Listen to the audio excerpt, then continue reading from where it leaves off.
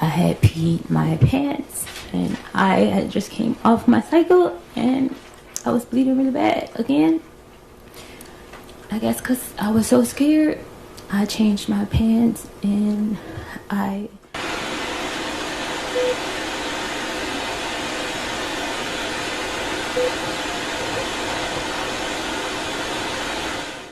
You also heard a moment ago that she flew to New York City that night.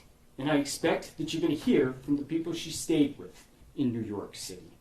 Their names are Shy Charles and Natalia Moses. They're both hairstylists. Ms. Adams, that was you on that video? Yes. Alright, what's up with it, y'all? So look, man, I'm back again with another video, and I wasn't even going to do a video about this situation, but I got caught up in watching the trial, and I said this may be something that people want to see on my channel too as well.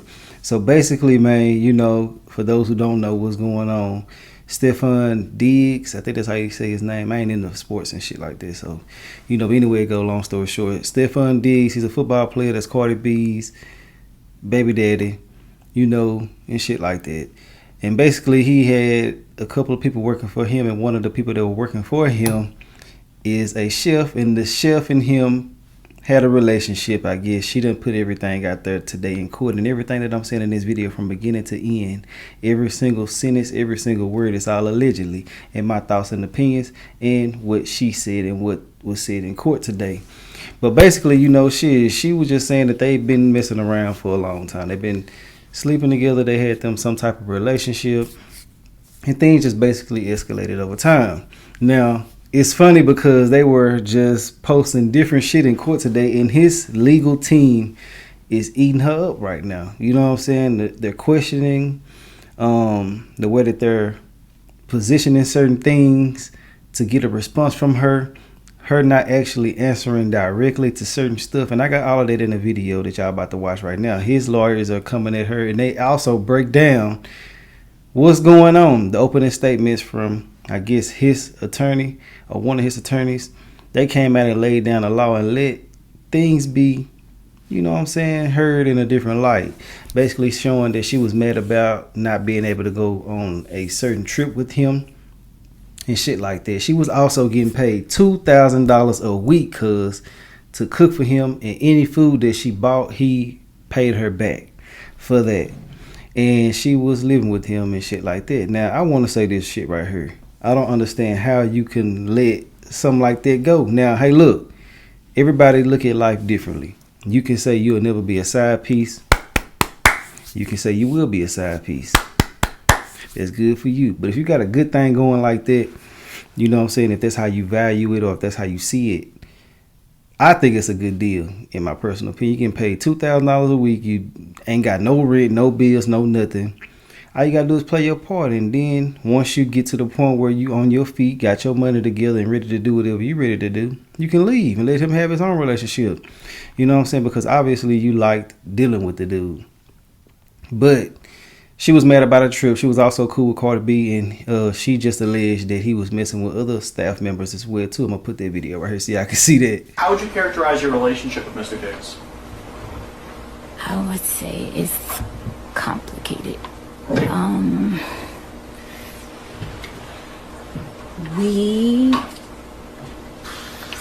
We had it started out as friends. It started out as friends, became sexual, and we would meet up, hang out, and we decided I would come work for him like February of 2025. So you said February 2025, you and he talked about you working for him? Yes. And that's as a... Okay, now with her saying that, you know, they were also asking her, okay, you know, in the whole point of this whole court thing is that she said that he put hands on her and he did certain shit to her. He wasn't paying her the money that she was owed. So in the midst of that, and if she is a victim of domestic violence, I do want to say he needs to be prosecuted for that. Anything else that's surrounding this situation, she caused it. She was threatening him. She was talking crazy to him and shit like that, according to the messages and according to what they were saying in court today. And when she said certain things, she said he came into the room and addressed her about that. She said that he was really not about that. I'm gonna put it like that. She called him a pussy and shit. And basically, when she called him that, he allegedly snapped on her and things went left. But they also said that she gave him gifts later on. And when she gave him gifts later on after the fact of that happening, you know what I'm saying, they started questioning her about certain things. But she said she was trying to be nice. She didn't have nowhere to go, nowhere to stay and shit like that. But with making $8,000 a month with no bills, no overhead really, yeah, you tripping. You should have been saving and shit like that. But I'm pretty sure she had some money, but she just probably didn't want to go and not live the way that she was living there. But she said she makes between $2,000 to $5,000 a week catering and being a personal chef and shit like this. So I don't know what's going on with her finances and shit. But she also basically stated that she was choked, like I said. But they pulled out some evidence today that threw me for a loop. And that's really what made me just go ahead and get it more intrigued with this whole case. They got her dancing like Carlton. I think I put it in the front of the video by the time y'all see it, but if I didn't, y'all finna see it now. Y'all know Carlton used to have his little dance and shit, cuz on Fresh Prince of Bel-Air. Hey,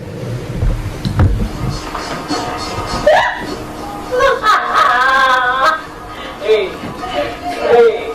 hey, hey.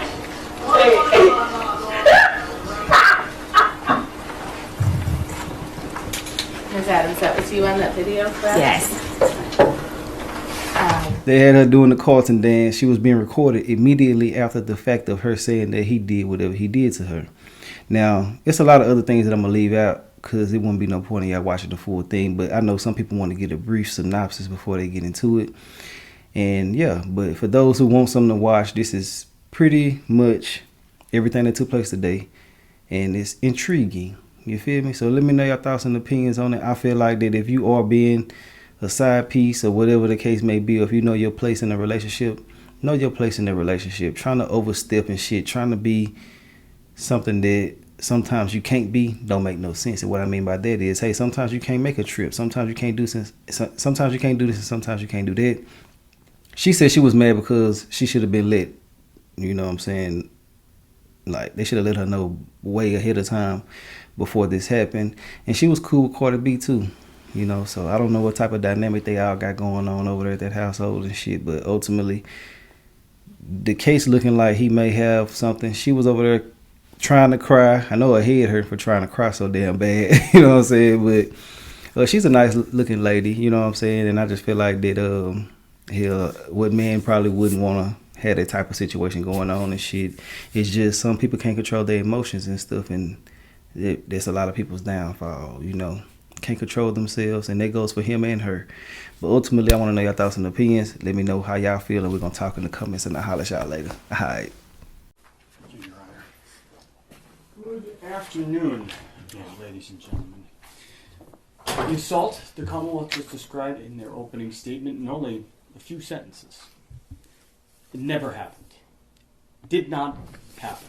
There was no strangulation. There was no assault. There was no incident on December 2nd or any other day.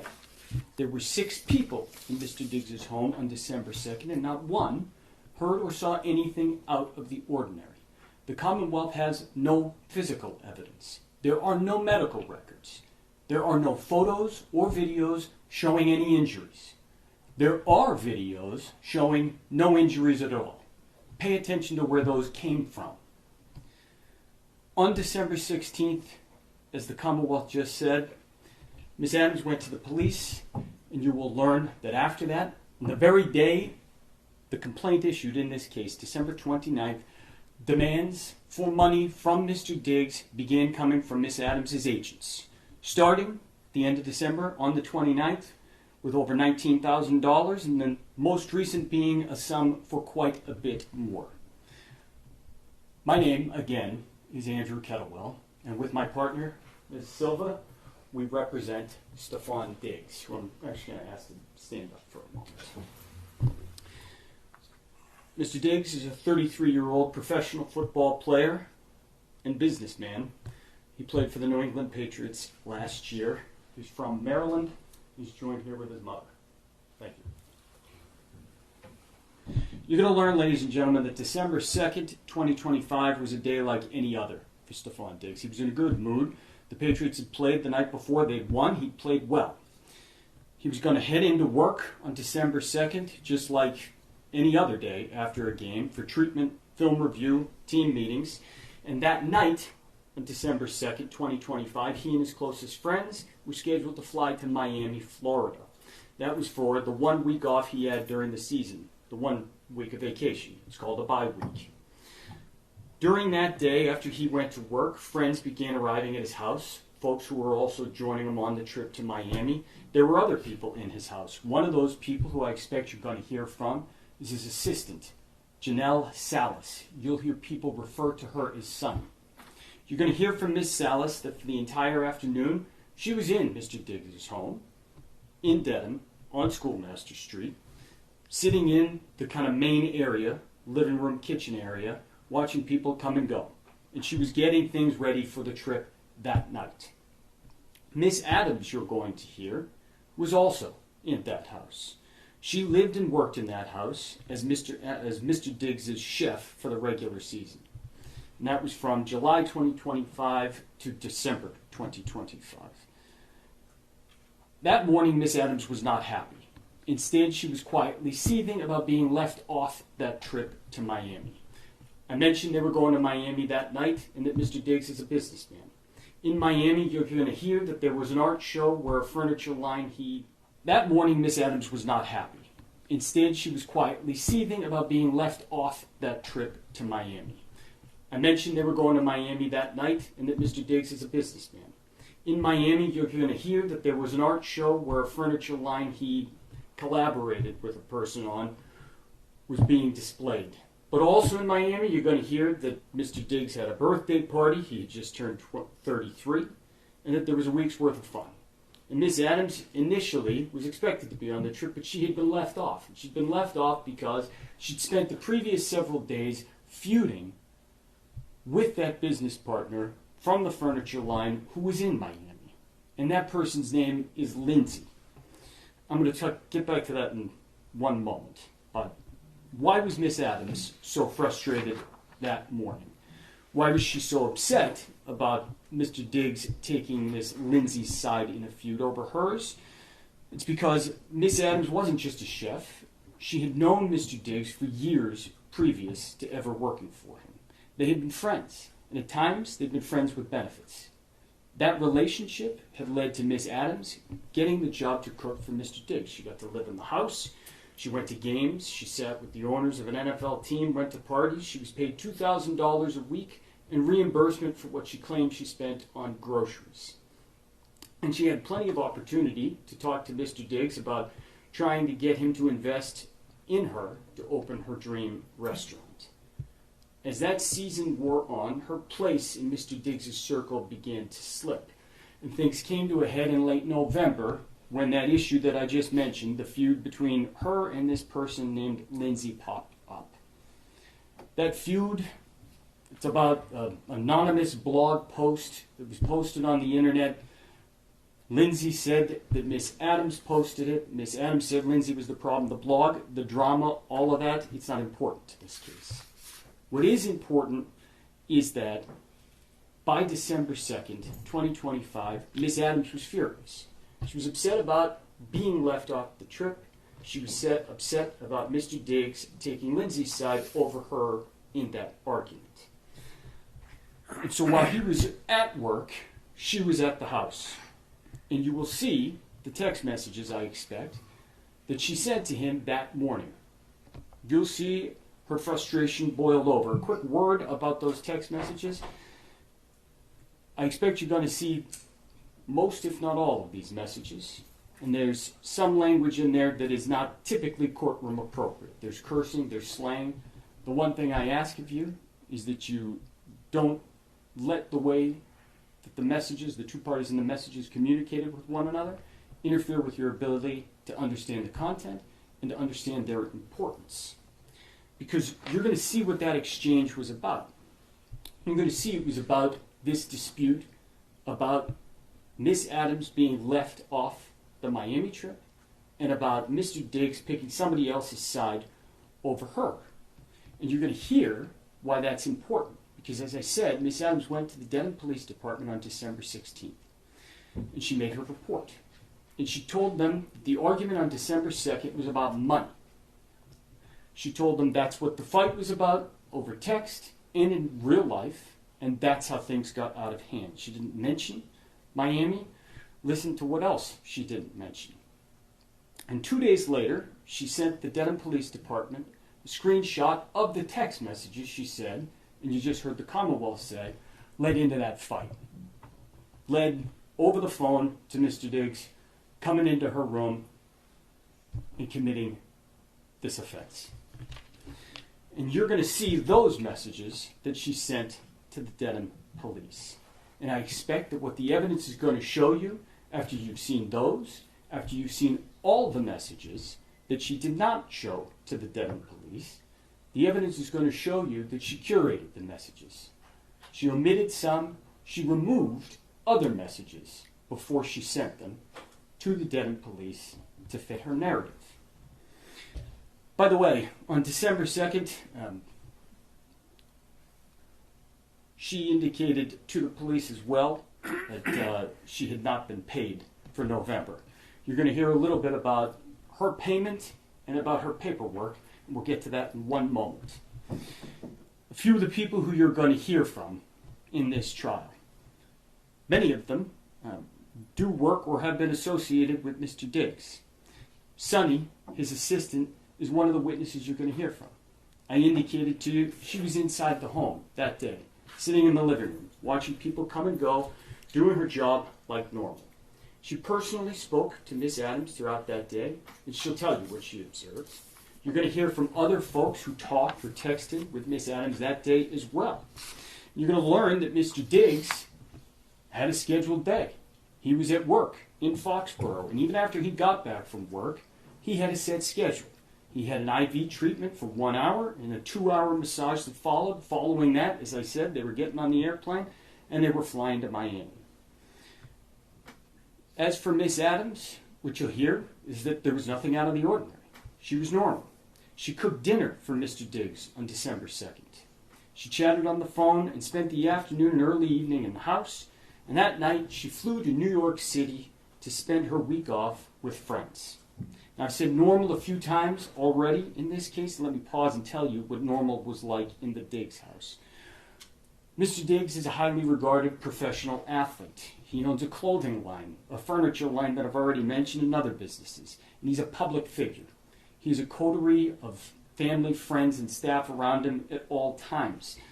Good professional athletes are paid very well in this country, and Mr. Diggs is very good at his job. He has the means to support his friends, family, and staff, and he takes good care of his people. You're going to hear that on December 2nd, he was taking his entire entourage on an airplane down to Miami and putting them up for a week's worth of events and parties, and that wasn't even out of the ordinary. So normal in the Mr. Diggs house is a little bit different from normal in your house or mine. But just like any other person in this country, rich or poor, Mr. Diggs sits here an innocent man. And any preconceptions or feelings you have about athletes, wealth, or anything else, you have to put aside and not let interfere with the oath you just took as jurors. So we've talked about December 2nd because that's the day Miss Adams claimed this incident occurred. You're going to hear about other days as well. You'll hear a little bit, like I said, about that November blog incident because it led up to the text exchange on December 2nd. The text exchange, the Commonwealth just told you, led into this physical assault that Miss Adams claims occurred. You also heard a moment ago that she flew to New York City that night. And I expect that you're going to hear from the people she stayed with in New York City. Their names are Shy Charles and Natalia Moses. They're both hairstylists who live in New York City, and you're going to see videos from Miss Adams' trip to New York City. Videos recorded only hours after she had landed, hours after this alleged incident had occurred. Videos from later that week, the next day, and a few days after that. And when you hear about those videos, ask yourself, what am I seeing? Where did the information come from? And what can it tell me? Ask yourself whether what is depicted on those videos is consistent with the Commonwealth's theory that Miss Adams was brutally assaulted by a professional athlete in her bedroom on December 2nd. Ask yourself, what would you expect to see from what the Commonwealth just described in a person's demeanor and physically on their body? There's an old axiom that the simplest answer that accounts for all the facts, that is the true answer. See if the Commonwealth's theory accounts for all of the evidence that you're going to get to see over the next day and a half. One other thing that you are going to hear, the Commonwealth mentioned it briefly for a moment there, was that Miss Adams returned to the house in Dedham. You're going to learn that happened on December 9th, 1 week after she went to New York City. One thing you will learn about that return is that on December 16th, she told the police that she was only going there to pack her things. The evidence will show you that that was not true. She actually went back to work just like nothing had happened. Pay very close attention to the details surrounding her return on December 9th. How she got there, what she was doing, what happened after she got back to the house in the middle of the night at about 11:30 p.m. and walked in unaccompanied. Listen for those details about what she did then and what happened after, and ask yourself whether it tends to corroborate the story the Commonwealth just told you, that she was violently assaulted and strangled on December 2nd, or whether it instead suggests that nothing happened on December 2nd. As I said, after Miss Adams got back to work on December 9th, she tried to pretend that things were fine. She tried to get back in Mr. Diggs' good graces, to get him to forget about the text exchange back on December 2nd. But the damage, the argument they had on December 2nd was done, and she couldn't get back into his good graces. And even worse, she was now coming back and going to have to comply with the same rules that applied to everybody else.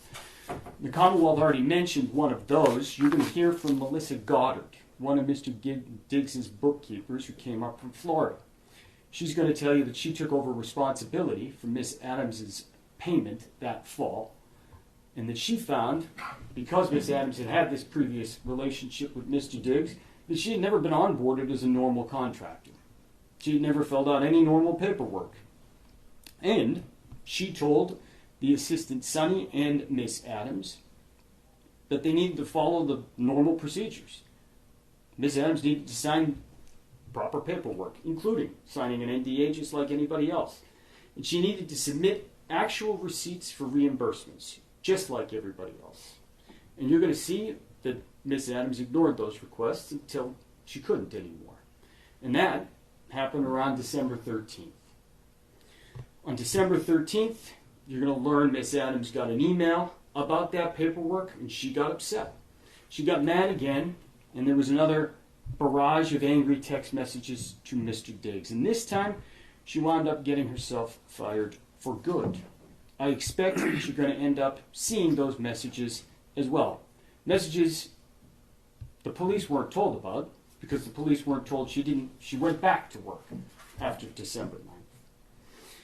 This time, some of those messages actually were about money, but also still the same Lindsay blog post issue of Mr. Diggs picking someone over her. The end of this exchange on December 13th was more specific than December 2nd. Mr. Diggs sent $2,000 via Apple Pay that Ms. Adams claimed she owed, and told her she did not need to worry about cooking for him anymore. She was out, and this time she knew there was no getting back in. And listen to what happened when you hear the evidence after that, after December 13th. 3 days later, as you've already heard, Miss Adams went to the police. She didn't tell them about December 13th, or that she'd been fired. Instead, she told them a made-up story. She was furious, and she wanted Mr. Diggs to pay in every sense of that word. And what you will hear is that her demands for money, as I said, began on December 29th, the same day the criminal complaint issued in this case. You will also hear that as this case has gone on, and public pressure has grown, that number has only gone up. And I will let her tell you what number she is now demanding from Mr. Diggs. Ladies and gentlemen, Mr. Diggs sits here an innocent man. That's the beauty of the American justice system. You heard a little bit about the way trial works. You heard that the burden is entirely on the Commonwealth to prove its case. Their burden, proof beyond a reasonable doubt, that's the highest burden in our system. And as Mr. Virtue mentioned, Mr. Diggs has no burden whatsoever. One thing Mr. Virtue and I agree on, be skeptical with every witness. And financial incentives certainly do play a role in this case. We will call witnesses. We do so to give you the fullest possible picture of what happened and what did not happen on December 2nd, to give you the clearest picture of the truth. But that does not mean that we have to prove a single thing. The Commonwealth bears the burden, and the burden never shifts. That's how our system works. That's the beauty of it. That when an innocent person like Mr. Diggs is charged with a crime they didn't commit, what can they do? They can do this. They look the Commonwealth right in the eye and they say, prove it. And that's exactly what Mr. Diggs has done. That's why you are here, ladies and gentlemen. That's what a trial is. Mr. Diggs has chosen to place his fate in your hands. You, ladies and gentlemen, are the most important part of our system. I thank you, and Mr. Diggs thanks you, for being here and for your service. You are the only people who can and who must hold the government to its burden. And the way you do that, it's not fancy. It's by using your common sense, your life experience, tools you use every day of your life to weigh credibility and to make decisions. And our system depends on that. You are the judges of credibility. And so I ask that you listen carefully, that you keep your full attention while you're here, and that you remember that the simplest answer that accounts for all the facts is the true answer. One of the worst things that a person can go through is to be charged with a crime that they didn't commit, especially in a situation like this one, where the charge hinges entirely on the word of a single person, and that person has millions of reasons to lie. So let's have a trial. And at the end of it, at the end of all the evidence, after you have heard it, I'm going to have the opportunity to come back and discuss the evidence as well. And at that time, I'm going to ask you to deliver what I expect will be the only true and just verdict in this case. And I can tell you right now that that will be to find Stefon Diggs not guilty. Thank you. Thank you, counsel.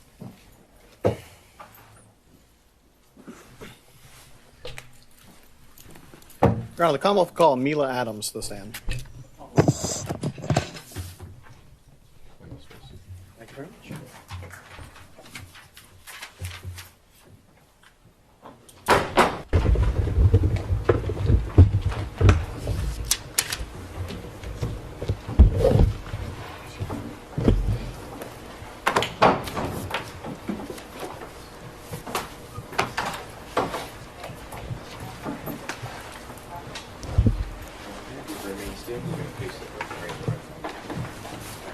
Please raise your right hand. You solemnly swear the testimony you're about to give in this hearing shall be the truth, the whole truth, and nothing but the truth, so help you God. Yes. May I inquire? You may. Good afternoon. Good afternoon. Could you please state your name and spell your last name for the record? Jamila, Jamila, Adams, ADAMS. And do you normally go by Jamila or I go by Mila. Mila? Okay. And what do you do for a living? I am a professional chef. I have been working in the industry for 13 years.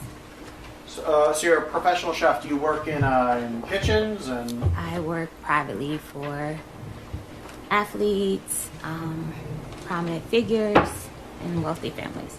So you're a private. Is there a difference between a private chef and personal chef? Are those the same things, or? It's pretty much the same thing. And how long do you say you've been a private chef? 13 years. 13 years.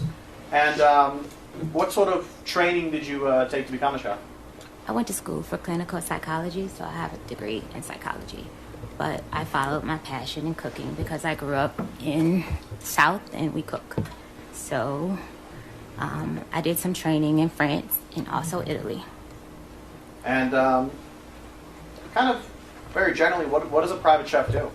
We provide daily meals for our clients. So that would be breakfast, lunch, dinner, snacks. It's typically a live-in situation. So readily available to them, kind of like 24 hours a day. So I would say it's based on clients' needs.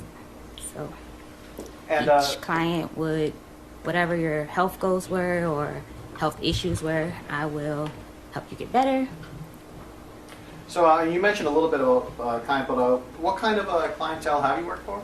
Athletes, entertainers, And without naming names, what kind of athletes or entertainers do you mean? singers, football players, basketball players, baseball players, And are these professionals? very professional.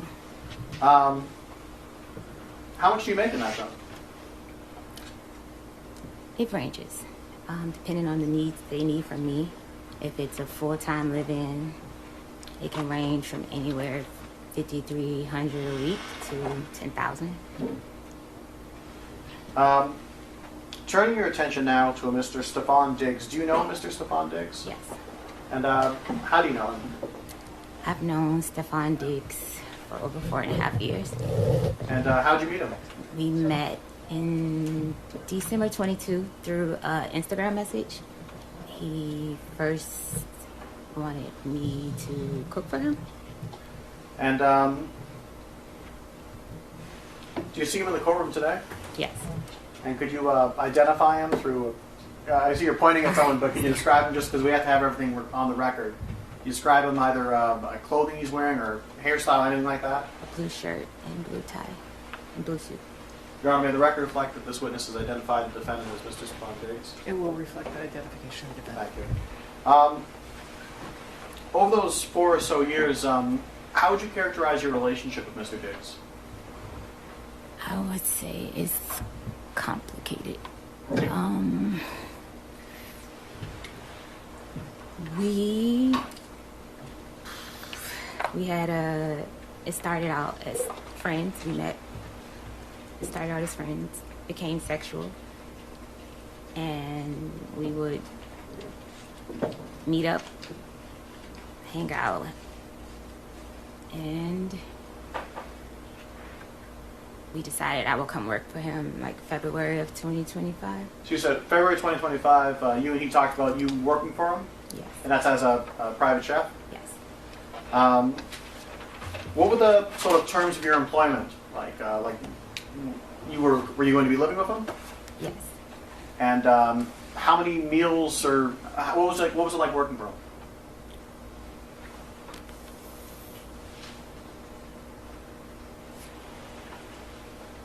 Can you say that again? Yeah, yes. So as far as your employment goes, what were your duties working as a Mr. Diggs private chef? My duties were to make all his meals, his snacks, basically get him healthy. That was the start of our initially hiring me. He was coming back. It was his comeback year. And I wanted to help him get healthy, to eat better, to So how does it, do you create a menu? Does he just tell you what he wants? Do you? I'm skilled with recovery, so I knew what it would take to get him, help him get healthy and stay healthy, to help him change his diet. So it was more so like diet change would be, yes, I will cook for whoever was in the house. And I know you mentioned earlier your breakfast. Is that the sort of standard? Was it every day breakfast, lunch, dinner, and then? Yes, breakfast, lunch, dinner, snacks. And how much did you get paid for this? We agreed on $2,000 a week. And how did you get paid? Finance office would pay me. So you said that you, while this was staying in his house, right? Yes. Where was this house? 7 Schoolmasters Lane, In what town? Dedham. And could you describe this house? What was it? It was a single family home. do you mean by What was it? Was it an apartment? Was it? that? Oh, it was a single family home's house. And how many floors was it? Basement, middle floor, a landing, and then top floor. So 3 floors. And so, where was the kitchen? The kitchen was downstairs on the floor you come into the house on. So the first floor, I call it. And that's where you did your chefing, cooking, baking. I don't know. Yes, where I did my cooking. Yes. Yes, And where did you stay in that house? I stayed on the top floor. And where was it in the house? It was up the landing, all the way to the back, and it was over the kitchen. And was this a single bedroom that you had? Was it a suite? What was it? A single bedroom with a full bathroom. With a full bathroom. Was the bathroom off of the bedroom? It's the bedroom, and then you walk back into the bathroom. So It was in my room. Okay, so the entrance to the bathroom wasn't in the hallway; it was in the bedroom. Yes. Okay. And where was Mr. Diggs? Or where was his bedroom? Up the first landing. Okay, so you said that there was the floor you come in on, a landing, and then Mr. Diggs' room. Mr. Diggs was on the landing? Yes. Okay. How long were you there in that house? From July 2025, July 20th, 21st, I can't remember the exact date right now, to December the 15th. And during that time, who was at the house with you? Mr. Diggs, his friends. Did he have other staff that lived there, or was it just? No, I was just living there. He had friends that basically lived there. Okay.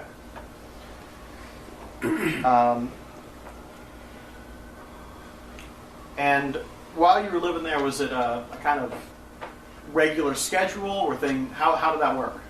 Yes, he gets a different schedule by the week, but it would change by the day sometimes. Sometimes he would have to go in later or earlier. So I would often ask at night what time you have to be at work, so I can have breakfast prepared for him to take to work. Turning your attention now to November.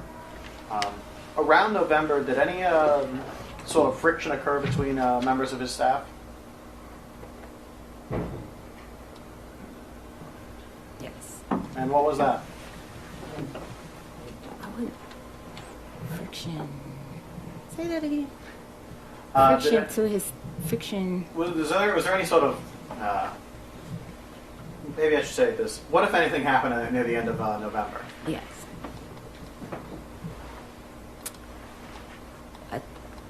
A Instagram DM message was sent to his child's mother's friend, and this message was stating that I was telling his personal business of women that he was sleeping with that worked with us, that worked with me, and yeah. And so, as far as I can remember, what that message said. And so, how did this create friction within the people working for Mr. Diggs? I was confronted by Mr. Diggs if I said these things. But it had already been Mr. Diggs had a ongoing sexual relationship with Lindsay Bolin, and this person, she didn't like me, that fact that I was in the house. So you mentioned Lindsay Bolin. Who's that person? Lindsay Bolin, it works for Mr. Diggs. And how? Like, what does she do? I can't quite answer that. I just know he provides housing, pays her rent. Someone I don't know. for Yeah, she works for him. And so, did you and Lindsay get into any sort of argument, or you mean, or? We didn't get in. We got in an argument after Mr. Diggs confronted me. She sent me a message first, per his instruction, and called me a name, excuse my language, guys, a bitch, and she just went on and on and on in this message about me. Objection, Your Honor. Maybe we heard it side by. Yes.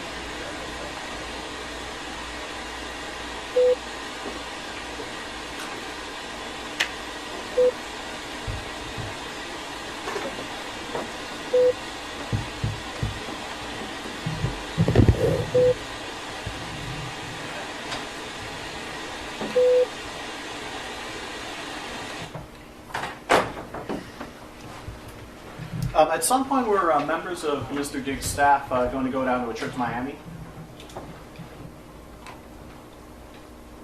The whole staff was supposed to go there, yes. And you said the whole staff. I wasn't finished on that last question. That's fine, but I'm asking questions now. Okay. So at some point, members of his staff were supposed to go down to Miami, right? Yes. When you said the whole staff, how many people was this? His assistant, myself, and his friends. It was in. And did you end up going down to Miami? No. And why is that? Mr. Diggs told me that I couldn't go because me and her had an issue from November 26th issue. Your Honor, may we proceed with some questions?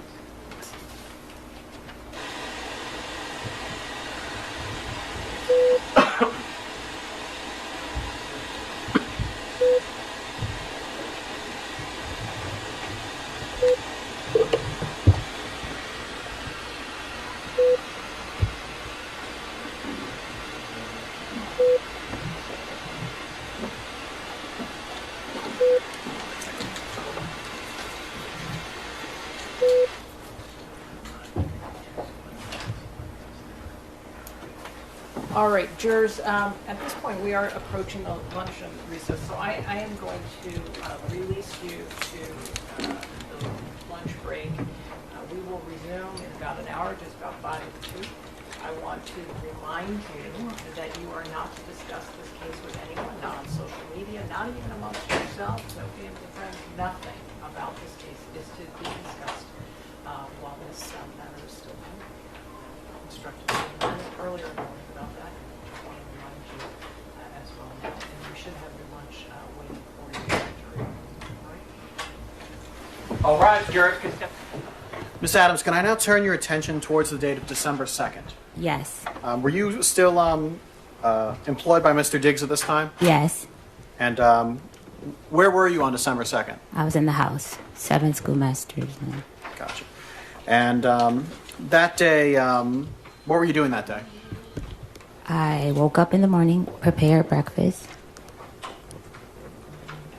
Mr. Diggs came downstairs. He asked me what was I doing for the week. And I asked him, oh, so you weren't going to tell me that I wasn't able to come to Art Basel? And he explained why, and it was because of the situation with me and the other coworker, Lindsay Bolin. And I was upset with him, not upset at the fact I couldn't go to Art Basel. Me and him have a relationship for over 4.5 years. He could have told me weeks ahead of time because me and his girlfriend, Cardi B, we were talking about having like outfits and stuff. It was like a whole thing being planned, and he just waited till the last day. So I was more upset with him not letting me know I wasn't going to come like at an earlier time. And at some point during this day, were you alone in your bedroom? Yes. And do you know around when this was? It was in the, like around 3 afternoon, 3-ish. When you're in your bedroom by yourself, what, if anything, were you doing? I was sitting on the bed, laying across the bed. at my laptop, reading a cookbook, actually. And were you communicating with any people at this point? I received a text from Hannah, was one of his friends. Did you receive any text or send any text to Mr. Diggs? No, the morning text. That was in the morning. We had went back and forth. So you had some previous texts in the morning? Yes. So you're in the bedroom. What happens next? I was in the bedroom. Mr. Diggs came into my room. I was laying across the bed. He came into my room. And when you were in the bedroom, was the door closed? Yes, the door was closed. So when he came in, did he open the door? Yes, he opened the door. Did he leave it open after him? No, he closed the door behind him. And you said you were on the bed? Yes, I was laying across the bed. About how far away were you from the door?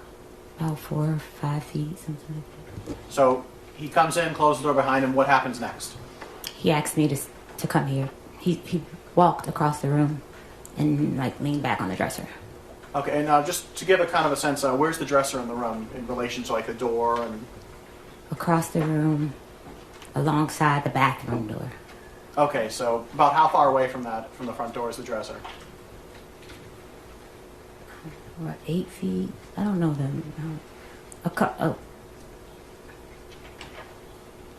nice amount of feet. Okay, so some amount of distance from it. You said he leans against the dresser? Yes. Or are you still on the bed at this point? I'm still in bed at this point. What happens? He comes in, he looks very angry. He was upset from the text exchange we were having.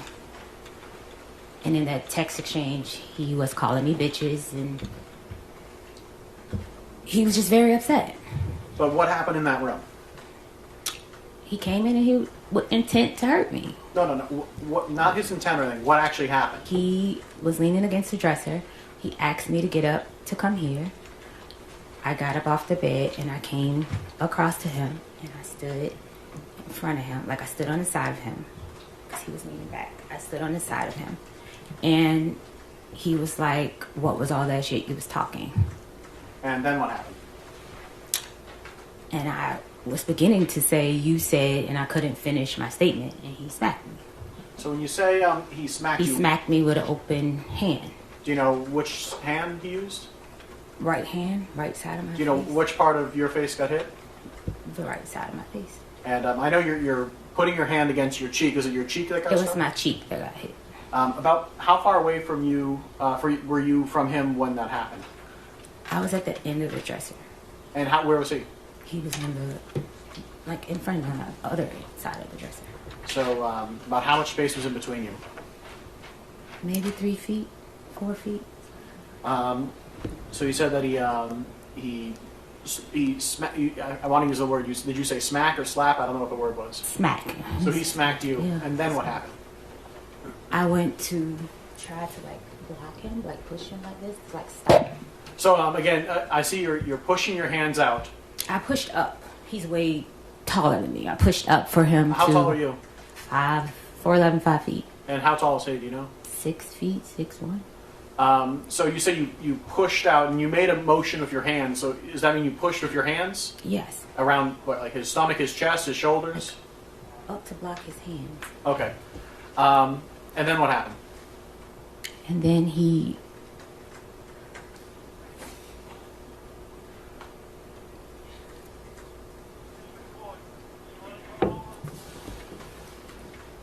Can I have a second? Can I have a second? Yes, you can.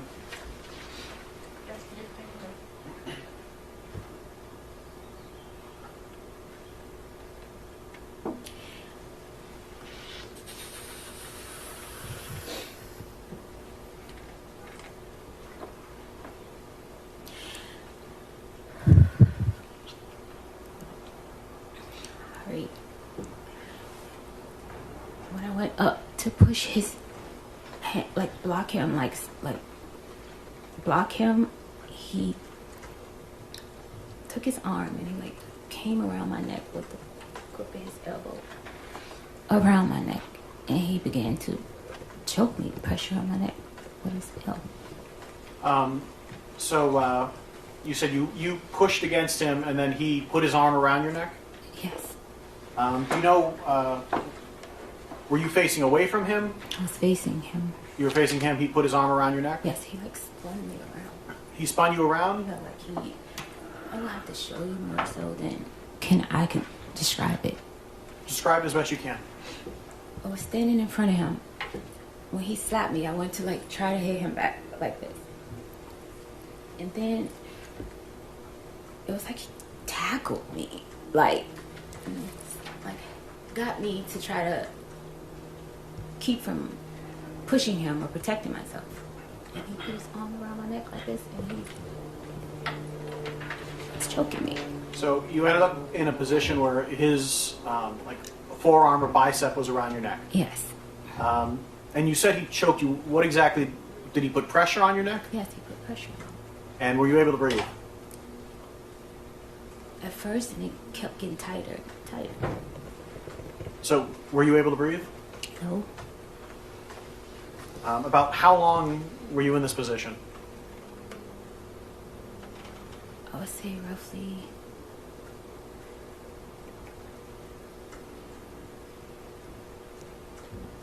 I can't recall the amount of time. I just know it went from the edge where we were in front of the dresser to the side of the bed to him falling on top of me on the bed. So about how far of a distance is that? About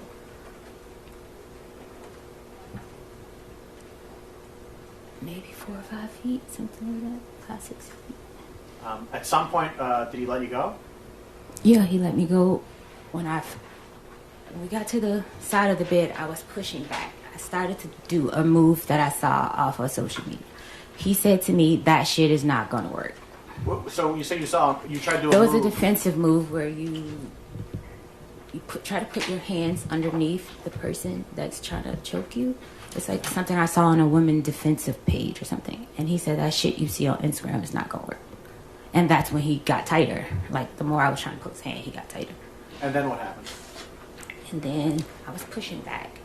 And then he like fell down on top of me on the bed because I was on the side of the bed. And it was like, he was like letting me, like, I guess he was about to let me go. But as he was getting up, he like pulled my hair. And he was like, yeah, I thought so. And then what happened? He got up off of me, off the bed behind me, and he walked around the bed. I told him I still haven't got paid. He said lies. And he was like, so what are you doing? So what are you doing for the week? And I was like, I'm staying here. He said, I don't want anyone in my house.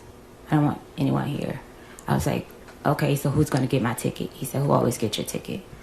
And that's it. He walked out of the room. So from the moment he entered the room to the moment he left, about how much time went by?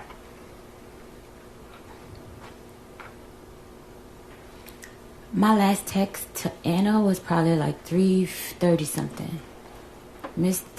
I text Sunny at 4:11, so it was between that time because I didn't have plans. I didn't have money to go anywhere to travel, I know. I know, but just the question was about how long time. It was just in between that time. I can't say exact, but I know it's before 4:11.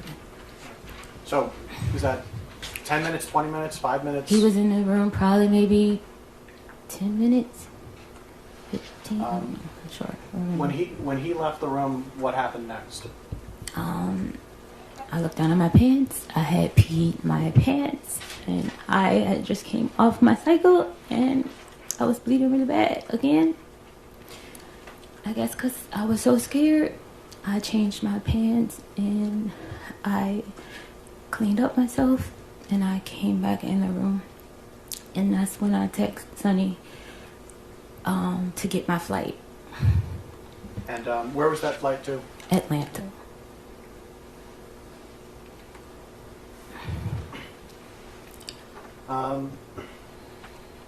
At some point, did you exit your? When you said you went to your bedroom again? kind of leave out my bedroom too, later and after. But so at some point later on, you did. Do you know about how long you stayed there? In my bedroom? A while, because I was trying to figure out what I was going to do. So at some point though, that later on that day, you exited out of the bedroom, Yes. and what did you do next? When I exited out of the bedroom, while I was in my bedroom, I was packing my clothes to leave. I called another coworker, I would call her, and I just asked her, like, you know, what she was doing, and she was like, I told her I wasn't able to go to Art Basel, and that like I was going home, and she was like, oh, you should come here, and I was like, yeah, you know what, I'll come there. When she said here, what does that mean? New York City. So I then proceeded to change my flight to go to New York. Okay. And when was that flight going to be? I just know I landed at 10:49. It was a later flight in the But it's that day? It's that day, yes. Did you see Mr. Diggs anytime after that happened that day? Yes. And what was that like? He was getting a massage, and I was leaving out. By the time I saw him, I was handing over birthday gifts that I had got. So when you said you're handing out birthday gifts, who were you handing out birthday gifts To him. This is a gift that you had already purchased, or Yes, I normally give him a birthday gift every year. when's his birthday? November 28th. Okay, so this was a little bit afterwards. Yeah. So at some point, did you leave this house? Yes. How did you leave to get to the airport? A car, a Uber. All right, and so an Uber came and picked you up and brought you to the airport? Yes. You went to New York, was it New York City or New York State? New York City. Also New York City, yeah. Mm-hmm. And who did you meet up in New York City? I met up with Shy Charles, and she picked me up from the airport, and we went to pick up her friend Talia, and then we went to her ex-husband's house to pick up something or to do something she had to do. We were there, we ordered wings and watched a movie, watched some videos. And did you tell anyone here about what had happened to you? No, I didn't tell anyone there because they have their own interpersonal sexual relationship, so I wouldn't have never told her anything like that. How long did you stay in New York? I stayed in New York Tuesday to Tuesday, so 7 days a week. And did you come back to Massachusetts? Yes. And did you come back to working for Mr. Diggs? Yes.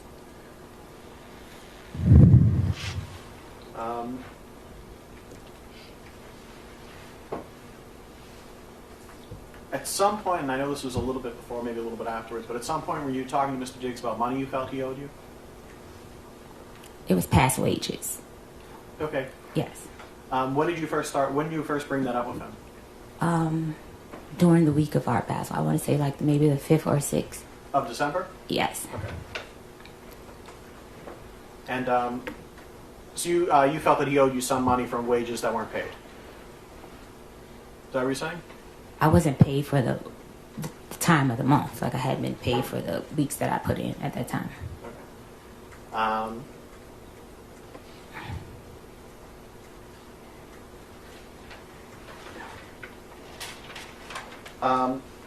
And who did you talk to Mr. Diggs directly, or did you talk to his finance people? Who did you talk to about this?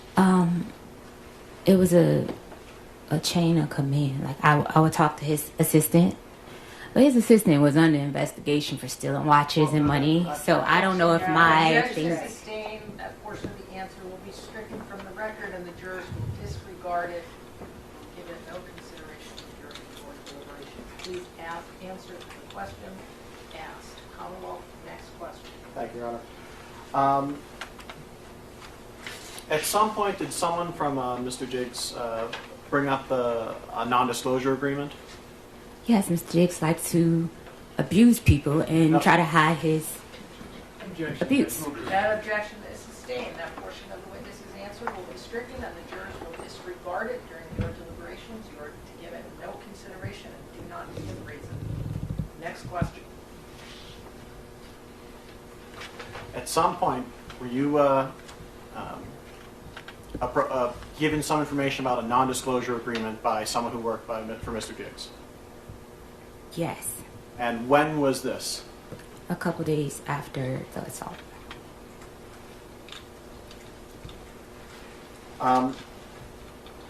At some point, did you stop working for Mr. Diggs? At what? At some point, did you stop working for Mr. Diggs? I didn't stop working for Mr. Diggs until my last day in the house.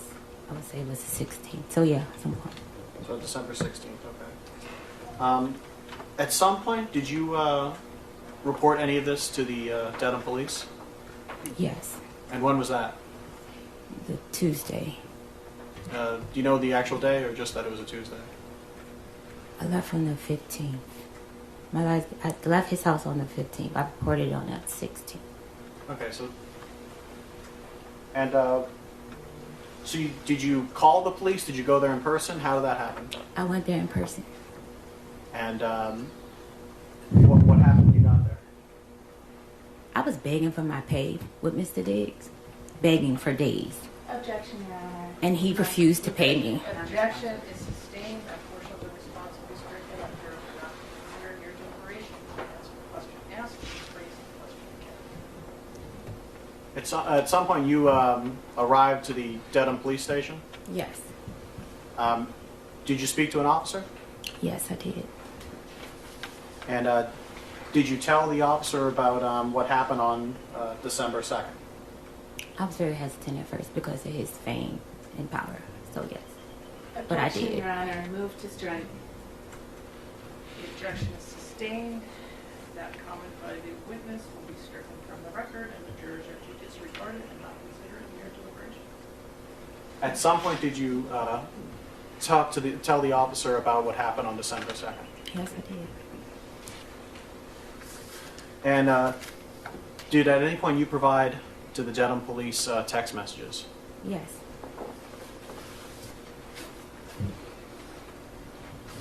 Your Honor, may I approach? Yeah.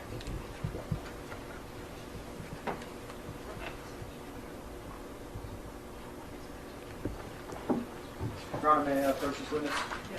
Approaching with what was previously marked as Exhibit 1, I'm placing something in front of you. If you could take a look at that, and when you're done looking at that, look back up at me.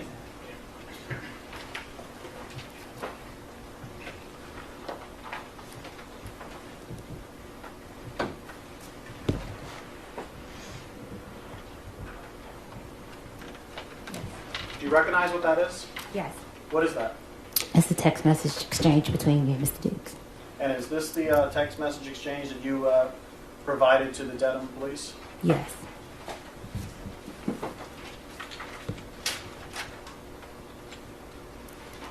I deleted messages because making a report to the police in my previous abusive relationship, Objection, me. Your Honor. Stay, Sam. I'm telling you what. Stop.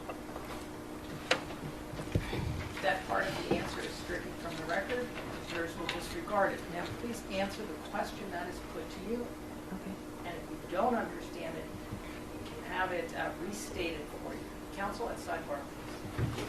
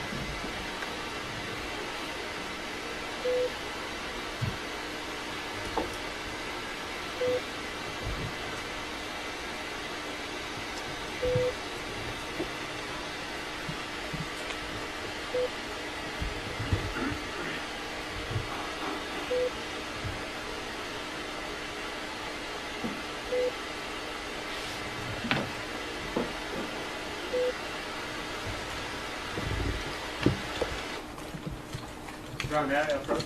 Go right ahead. Turning your attention to what is marked as Exhibit 2, do you recognize what this is? You can look through it. There's more than one page. One minute. I recognize it, but the messages is cut off. There's I believe 3 pages to this. If you wanna throw 4 pages rather. If you want to flip through it.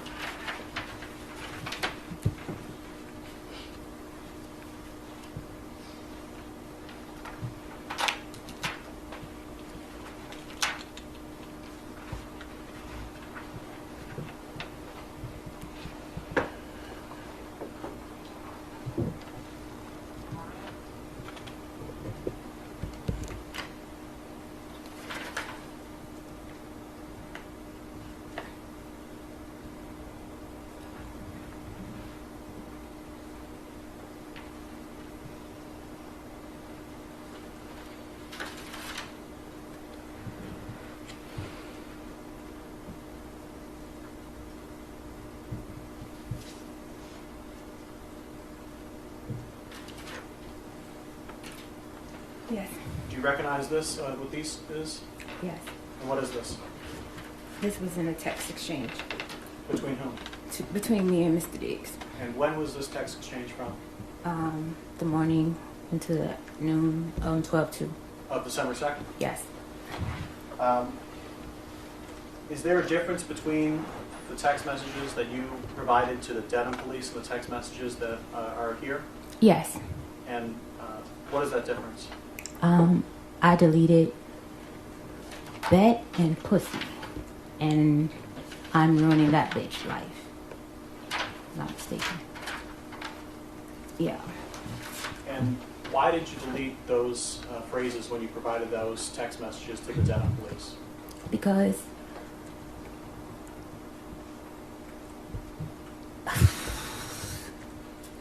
when I was abused in my previous relationship, when I would say things, The objection is sustained. he would. The objection is sustained, there's no question there. Again, the jurors will disregard it. Sidebar.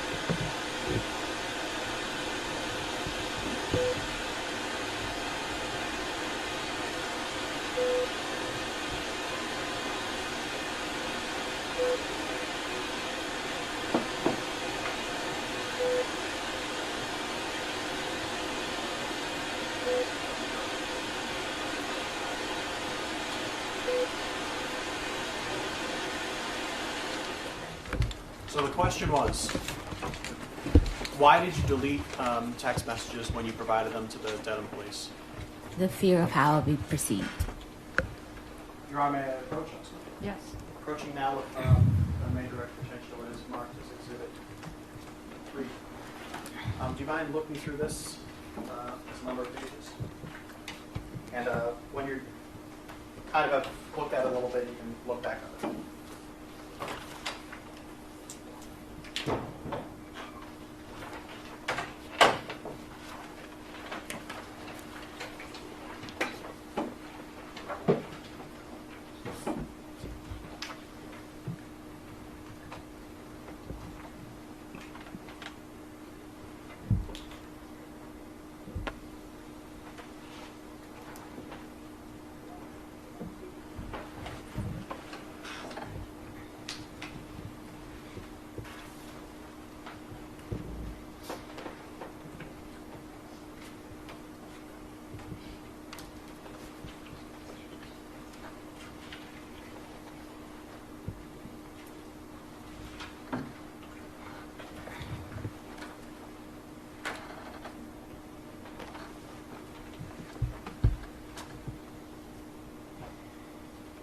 I'm reading all of them or just that first bit?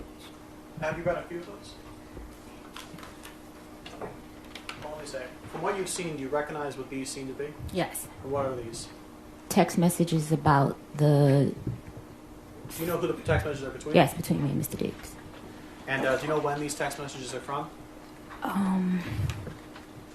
12-2.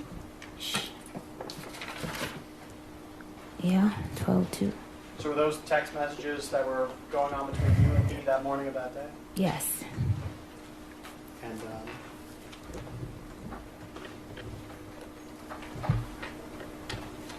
if I can ask you to maybe go to the third last page on this.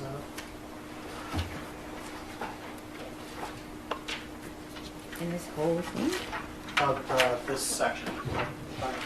Ron, may I approach and... Yes.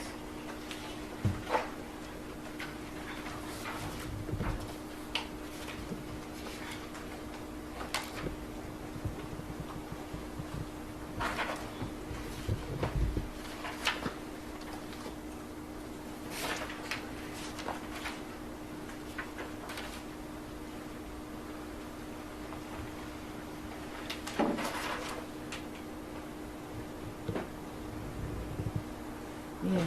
So on the top page, there's a text that says pussy, right? Yes, And who sent that? I did. And how did Mr. Diggs respond? Show me I'm pussy. And how did you respond? Will do. And were those the last text messages sent before Mr. Diggs hit you? Yes. I'm not mistaken. Your Honor, may I approach once more? Yes. Bringing your attention now to what is marked Exhibit 4. Can you look through a few of these?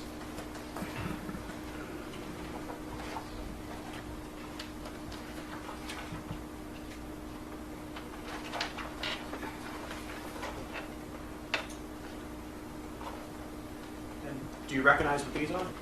Yes. And what are these? These are messages that I sent him asking to be paid. And do you know when around these were from? I think.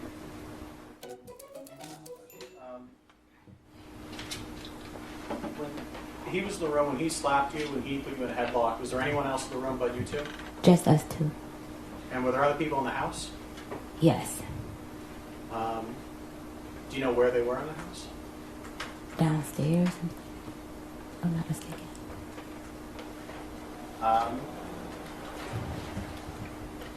And you said you went to New York and you met with a Shy, is it Shy? Yeah. How did you know Shy Charles? She works for him. Okay, so, She braids his hair. and so, has she known you longer or him longer? Him longer. No further questions, John?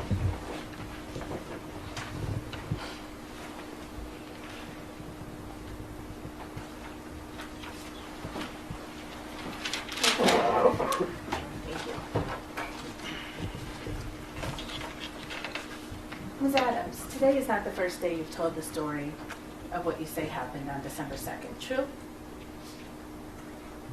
True. The first time you told the story was on December 16th, right? Yes. And that was to Officer Ellis of the Denham Police Department, right? Yes. And you sat with Officer Ellis, right? Yes. And you told him your story, Yes. and he took notes of what you were saying. Yes. Because what you were saying was important to issuing a criminal complaint, right? Objection. I don't know what a criminal complaint is. I was Well- making a report. I don't know. You were making a report to the police Yes. about what you said was a violent assault, correct? Yes. And your purpose in making a report to the police about a violent assault was to start a criminal case. No. I made a criminal report to have a report to document it. So documentation was important to you, right? Yes. The story that you just told to this jury under oath was very different from what you told to Officer Ellis. Do you agree with me? Yes. What you said to Officer Ellis when you reported this crime, this so-called crime, is that you had been having an ongoing text exchange over money owed to you. Yes. You told the police officer who filed the criminal complaint in this case, based on your word, that your fight with Mr. Diggs on December 2nd was over money. True? Yes. Except you just testified under oath to this jury that you didn't start talking about money until December 5th, right? What did you say? You just testified under oath to this jury. I have been begging for my money since December the 5th. Mr. Diggs, and throughout those messages, you can see that I was begging for my money since that day. Which message? Are you talking about Exhibit 3 that you just looked at? It's other messages that you guys should have me begging for my money from Mr. Diggs. Ms. Adams, Yes. do you recall testifying under oath to this jury that your fight on December 2nd was about Lindsay, your anger at Lindsay, and you being told you couldn't go on the Miami trip? My anger was at Stefon. I never said my anger was at Lindsay. You were angry at Stefan on December 2nd Yes. because you were told you couldn't go on I was Miami. angry at Stefon because we were friends. He told me at the last minute I could not go to Art Basel. And yet when you walked into the police station on December 16th, you said you had been having an ongoing text exchange over money owed to you. Yes, money owed to me after I asked Mr. Diggs on December the 2nd, when can I get paid? Your Honor, may I approach?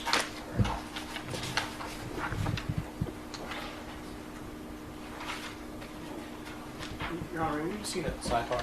Yeah.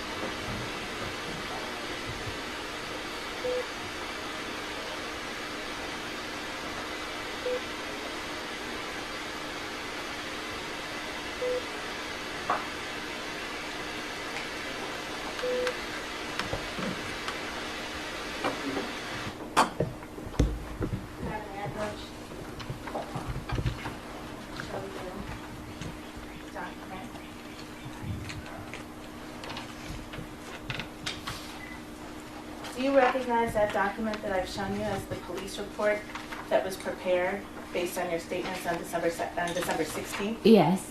You've seen this report before? Yes, I need it. And you see on the report where it says, she said that on this date, the male that she worked for entered her unlocked bedroom. They had been having an ongoing text exchange over money owed to Adams. She said that they began to discuss this, which apparently angered the male. I did There's no not. question pending yet. Do you see that language? Yeah. Did you say that to Police Officer Ellis on December 16th?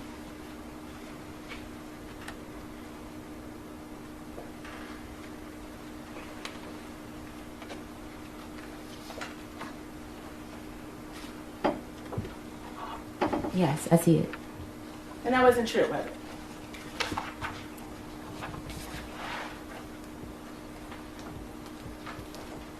To my recollection, it was true. We did discuss money and payment. Ms. Adams, you just testified under oath about what happened on December 2nd. according Okay, to I also didn't put in the police report our sexual relationship because I was ashamed. The police report got leaked.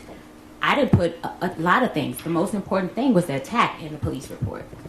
Me reporting anything outside of why he got upset, I didn't feel the need to put it. I was scared of how it was received by the public. He's in a very public relationship with Cardi B. So I did not put a lot of things in the police report. My most important thing was him assaulting me and choking me and stuff. So that was the most important thing that I put in the police report. I was very vague. I didn't feel the need that I had to go and explain the relationship. When you were asked questions, you actually gave I false- didn't Ma'am, feel- You must wait until I finish the question.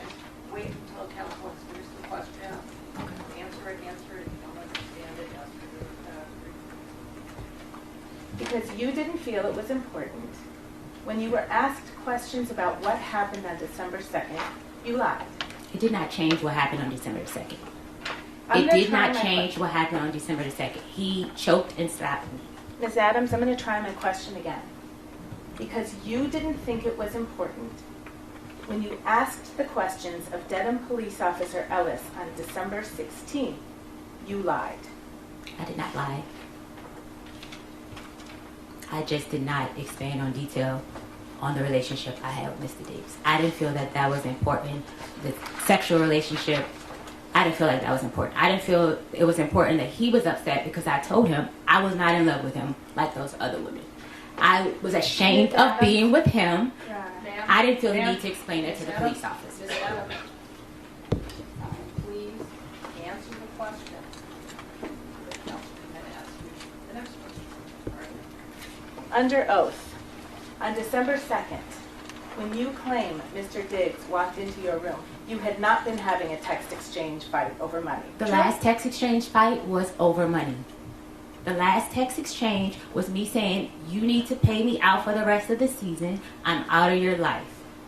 Give me the money for my business in that order. That was the last text exchange. His response to me, Well, ma'am, before we get to his response, why don't we get you to will what be you paying were me out for responding the to? season and the money you said you would give me for my business. Wasted my, excuse my language, fucking time being here because you have a, excuse my language again, fucking circus going on. I am out of your life. I am ruining that bitch life.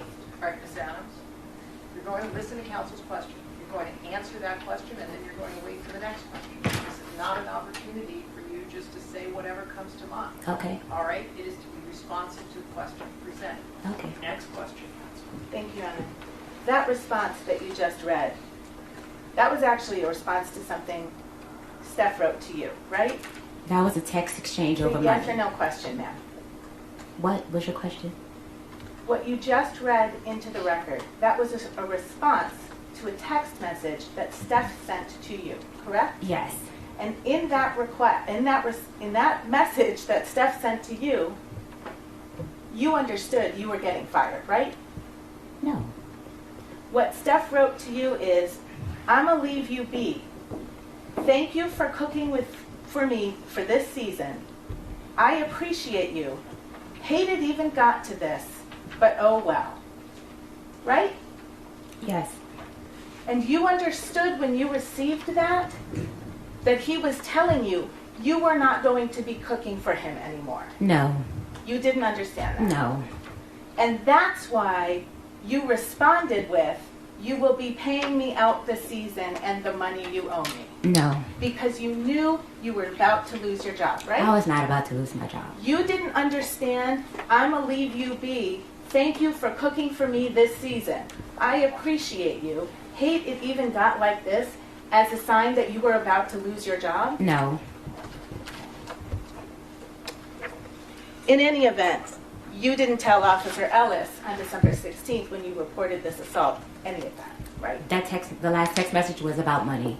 The last back and forth text messages was about money. Money he owed me for not finishing out the contract, and money he owed me that he said that he would invest in my business. So I took a lower pay because Stefon agreed Your Honor, may I have that the witness instruction? I will have chance to work on my Ms. business by Adams? working with Ms. him. Adams, there's no question in front of you right now. And again, please answer the questions put to you. It is not an opportunity for you just to end with your score. You told other falsehoods to Officer Ellis, didn't you? No. Not to my knowledge. You told Officer Ellis that you had injuries from this alleged assault, right? I told him I had bruising, meaning redness, and soreness on my throat.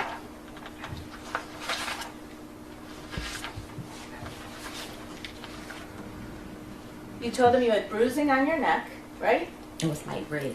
It wasn't like purple bruises. On the incident report, pull that up. You didn't have any injuries when you walked into the police office on December 16th, did you? No, because that happened on December 2nd. Right. So any injuries that you would have had, you had a reason for why they weren't there, right? It happened, it faded. The fading went away the night. Right. And did you take any pictures of your injuries? I was in shock. The first thing was not to take pictures. It was to get it together. I thought you just testified under oath that you had just received a text message from a woman named Anna. That's Anna Kokolis, right? You're in the wrong timeline. You didn't just testify under You're on oath. the wrong that, ma'am? timeline. You didn't just testify under oath that you were sitting on your bed, reading a cookbook, got a text message from Anna, and Mr. Diggs walked into your room? Mr. Diggs walked in minutes after I texted him. That's how I based the time on what time he walked in the room. Okay. So you had a phone in your hand when he walked in the room? My phone was on the bed. I was reading a book. I wasn't texting her in the moment of Mr. Diggs walking in the room. No. Okay. But you had a phone right there in your room? Yes. And it's an iPhone? Yes. And it's got a camera on it? Yes. And you can take videos with it? Yes. And you do take videos with it? Yes. You take pictures with it? Yes. You take pictures of yourself with it? Yes. A lot? Not often. Not often. You have social media account for your business, don't you? Yes. Do you post things on your social media account? I'm not as active as I should be. You don't use your iPhone to take videos or pictures for that? I'm not a very active person on social media. I see.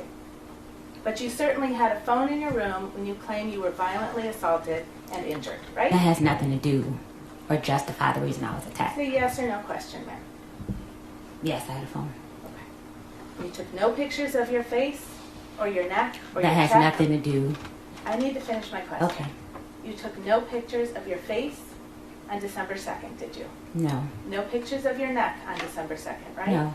No pictures of your chest on December 2nd? No. You said Mr. Diggs hit you across the face. Did you have any marks on your face? No. You understand Mr. Diggs is a professional football player, right? Yes. He's an elite athlete. I don't know. He's an athlete. You don't know that he's an elite athlete? I guess. Okay. You call him that. And you testified he slapped you across your face, Yes. and you had no marks from it. I was red. I'm lighter complexion. Bruises, they get worse over time. Do you agree with me? It was redness. It wasn't bruises. Oh, hang on. There's an objection. So let me roll on the objection. That is overruled. You may answer the question. I have redness, mark like I'm light skinned. I turn red when You also get bruises, don't you? if I hit something hard. Yeah. Right.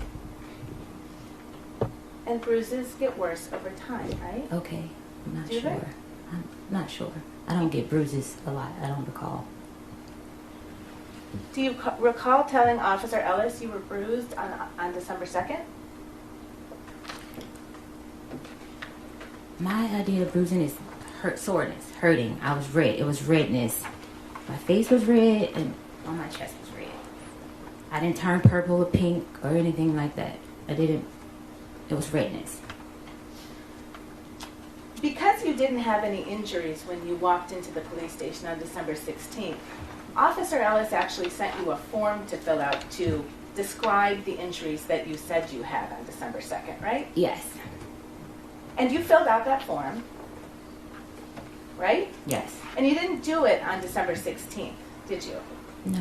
He actually emailed it to you, and you took 2 days, and then you emailed it back. True? Yes. Okay. And on that form, you put that your chest and throat were very sore for days after, right? Yes. And you put that you had redness, tenderness, pain, and bruising on your neck, right? Like I said, bruising for me is redness. It was sore, it was redness. Well, you filled Faded out. away, and literally like maybe by the next day, if earlier than that. Ms. Adams, when did you learn that the defense had provided videos of you to the Commonwealth? Maybe yesterday or Friday, I think. Sometime last week when I spoke with Drew. So last Thursday you met with Mr. Virtue to prepare for your testimony, right? Yes. And you met with your lawyer as well, right? Yes. Your lawyer is representing you in an effort to get money from Mr. Diggs, true? My lawyers represented me in my workers' comp claim, the injuries that I received on the job that Mr. Diggs refused to pay for. That's what my lawyers represented me for. Are you sure about that, ma'am? She is my workers. I got my lawyer from workers' comp. We'll come back to that. Let's stay with the form. You told Officer Ellis on December 18th, so now 16 days after you say you were assaulted, that you had redness, bruising, and soreness on your chest, right? I told him that, or I wrote that. Well, you wrote it in a form. You took your time and you chose I which checked the answers marks. to give, Yes. right? Okay. And you told him your shoulders were red and very sore, right? Right? This whole area here was sore. Across my chest, up here. And you told him your whole body was sore, actually, didn't you? It was. You told him it was difficult for you to sleep. I was very upset. And I think you testified today that Steph supposedly put his forearm around your neck, Steph did put his forearm around my neck. not his hand. No. Okay. But you told Officer Ellis he used his hand, didn't you? I told him to use this. This is the crook of his elbow. That is in rubber. You're on a minute approach.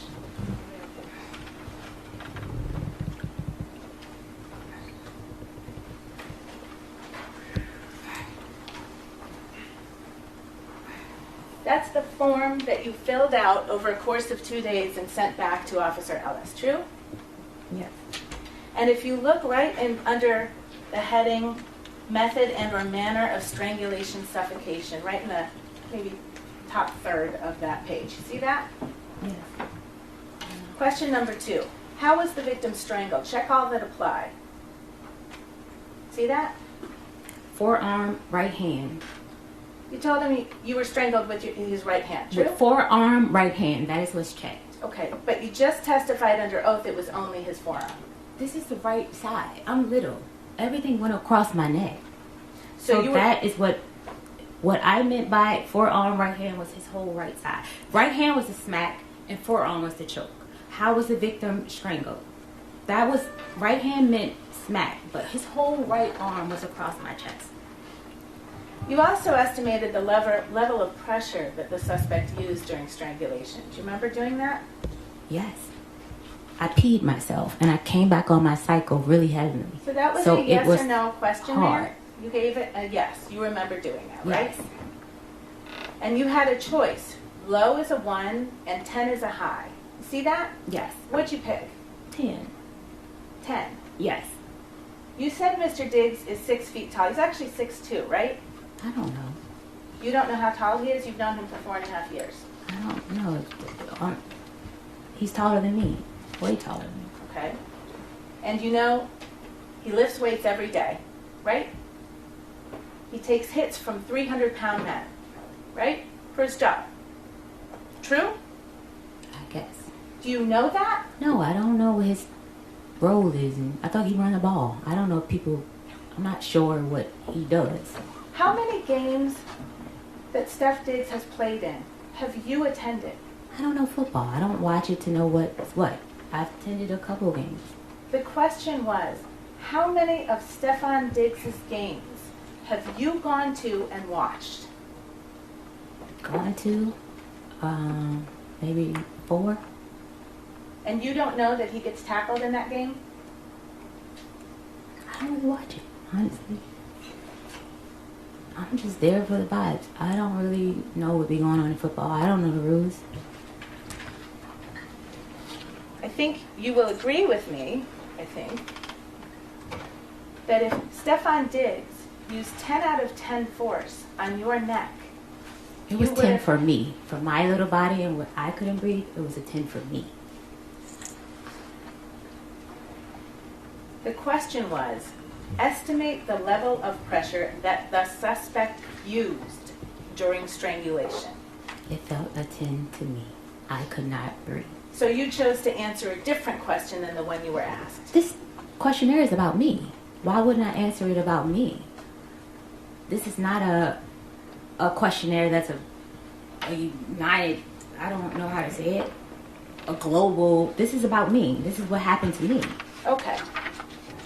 But you will agree with me, hypothetically speaking, if Stefon Diggs used 10 out of 10 strength to choke someone, anyone, that person would have bruises on their neck. I would not agree. Sustained that objection. You will agree that if Stefon Diggs used 10 out of 10 force to choke you, you would have bruises on you.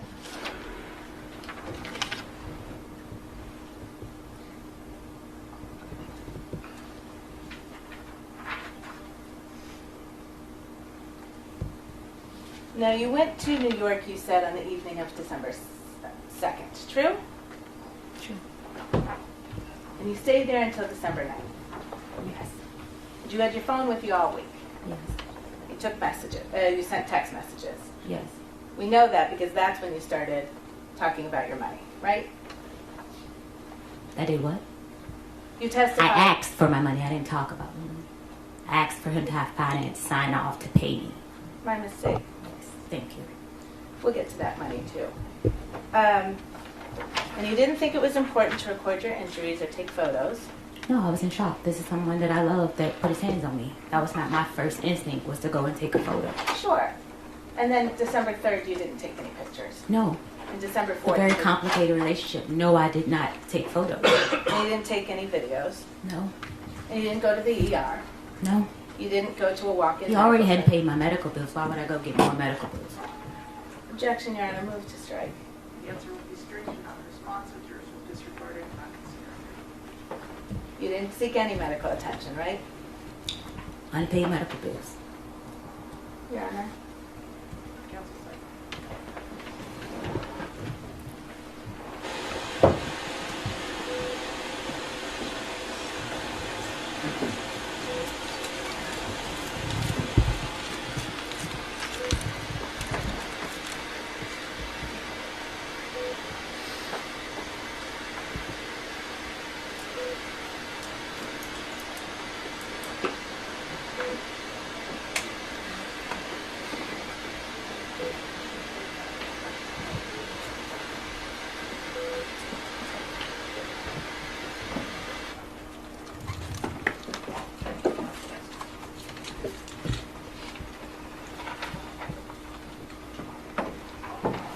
When you were with Shy and Tali for that week in New York City, you didn't say anything to them about being I don't know sore. Tally. I just met Tally on the night of December the 2nd.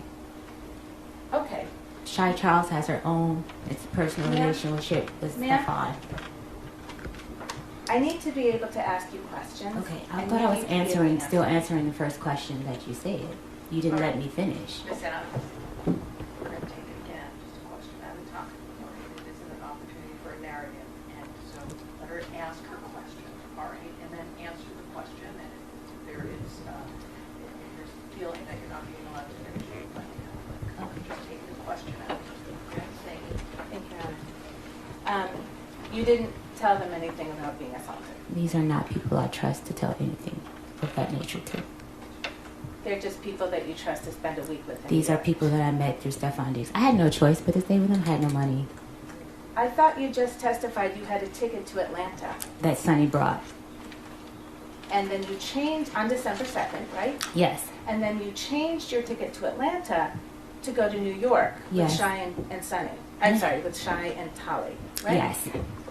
So you did have someplace else to I go. changed the ticket because I didn't have money for Ubers to get home in Atlanta. Shy was going to pick me up from the airport.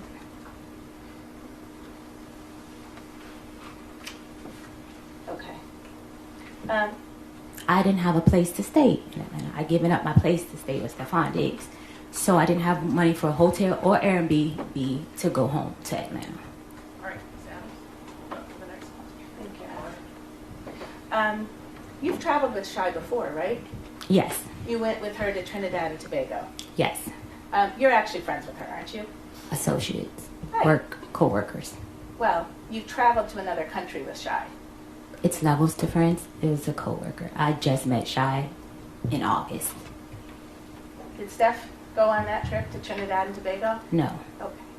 And that was in the fall of 2025. yes, And then you went on another trip in the fall of 2025 to see Shy, right? no, I didn't go on another trip. I was told to leave the house, so I went to stay with Shy because I didn't have anywhere to stay. Okay. And Shy picked you up in her car, you said? Yes.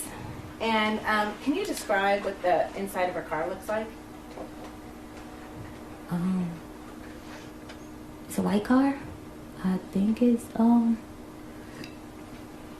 burgundy or something like that. So the outside is white, Yes. and then the inside is burgundy. If most as I remember, I can't say exact. Okay. And Shy has a dash cam right in her car, doesn't she? Not that I'm aware of. You didn't see a dash cam in her car? No, I saw like where you see the speedometer and stuff like that. No, not down on the panel where people look when they're driving. Up on the top of her car. There's a bar on the top of her car with a dash cam on it, right? No, I didn't see that. You didn't see that. No, Okay. Did Shy ever tell you that she had a dash cam in her car? no, Okay. Did you know that you were being recorded on that dash cam on December 2nd? no, Did you know you were being recorded on December 3rd? no. You know now you were recorded, correct? Yes, And you've seen the videos that came from Shy's dash cam in her car, true? no, Oh, you haven't seen them yet? no. Your Honor, permission to publish Exhibit 5. I understand it's already in evidence.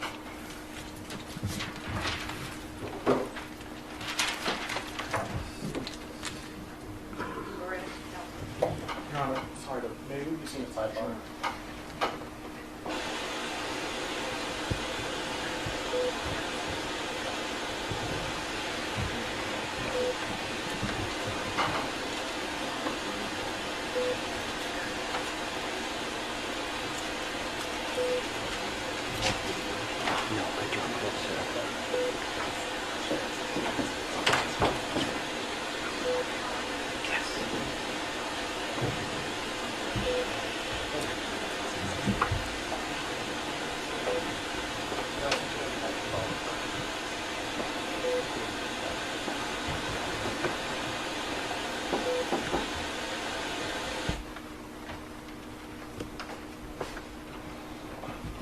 Go ahead, Counsel.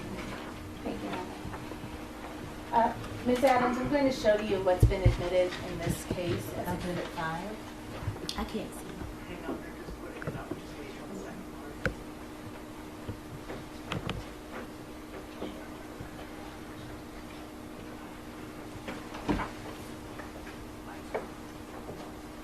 And I believe you testified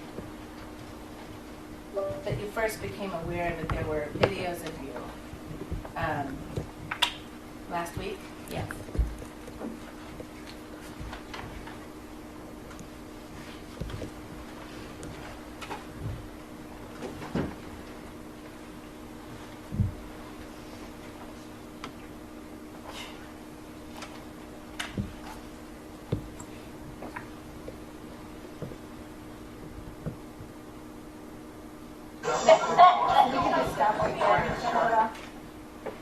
I don't know, Ms. Adams, were you able to see that person in that video? If not, we can play the whole thing. Okay.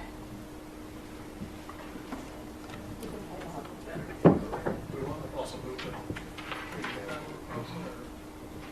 I think they're gonna just fix.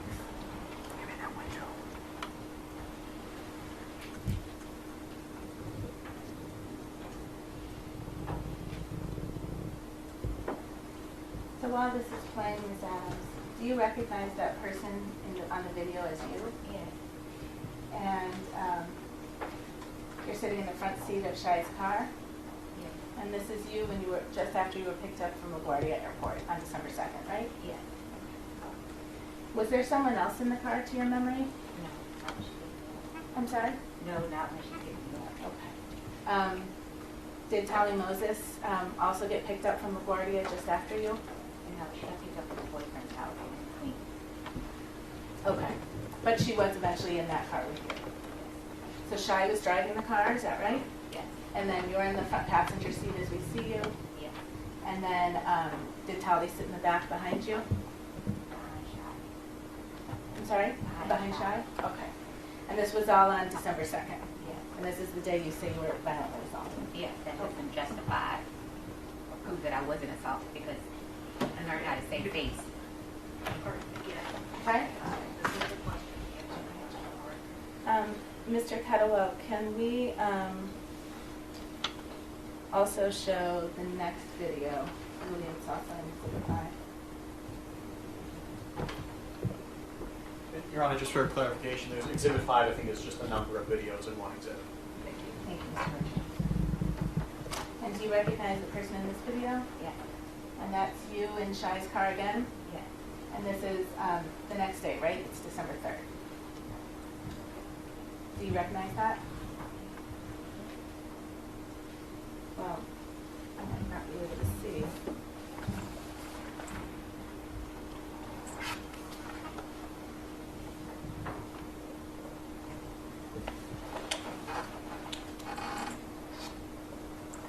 I'll give you, Mr. Pettawell, is this marked as Exhibit 5 also, the stills? The stills are 6 and 7? I should have been marked as Exhibit 7. You recognize that person as you? Yes. And that's you in Shai's car, right? When you visited her in New York City? Yes. And you say you don't remember if that's, what date that is? Your Honor, I'm sorry, may I approach one more time? If I could direct your I attention. didn't say I didn't remember what day it was. Oh, I can't tell the day. I don't remember. I was in her car and stayed for another week. okay. You're telling me it's December the 3rd. If I can direct your attention to this line right here. See how it says 2025 1203? Do you know what that means? Okay. But this is you on your New York trip Yes. with Shai in her car. My New York State is shot. Okay. This has not been preliminarily marked. Or is it offering it? I believe that is intended to be in the thumb drive. It's in the thumb drive separately. Stills, though, I think Mr. Burke is referencing, have not been marked as 6 or 7 in this report's record. So if you want to admit them there. I have no objection to those stills being marked as 6 and 7. Thank you. This would be Exhibit 7 that has been. Yes, thank you, Mr. Clerk. And this is, Is there a copy for the court? yes, sir. This is Exhibit 6.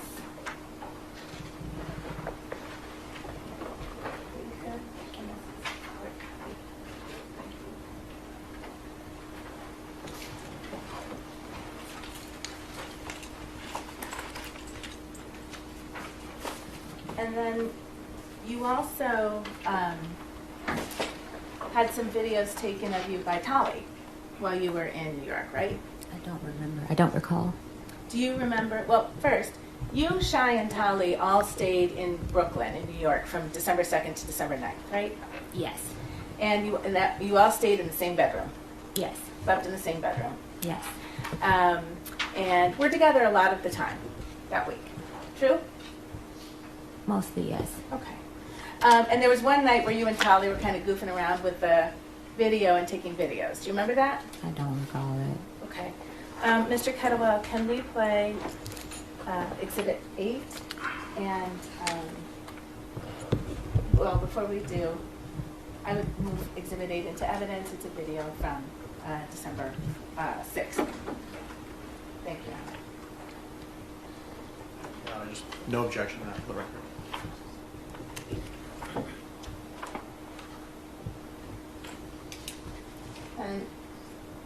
Adams, did you recognize the person on that video? Yes, Who is that? me. And that's in Shy's bedroom, right? Yes. Where you and Tali and Shy spent the entire week, right?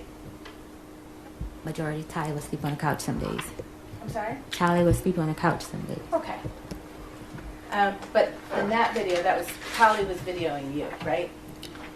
Okay, I don't recall that. You don't remember that? Yeah, but we were up there. Okay.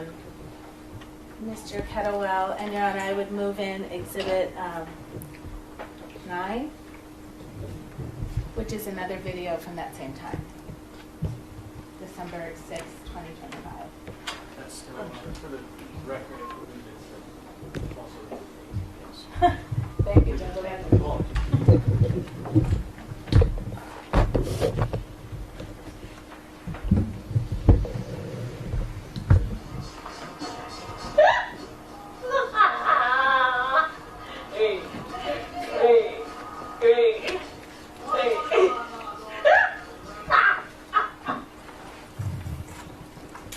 Ms. Adams, that was you on that video, correct? Yes. And Your Honor, I would move in stills as Exhibit 9 and 10. Those are stills from Exhibit 8. No objection. Thank you.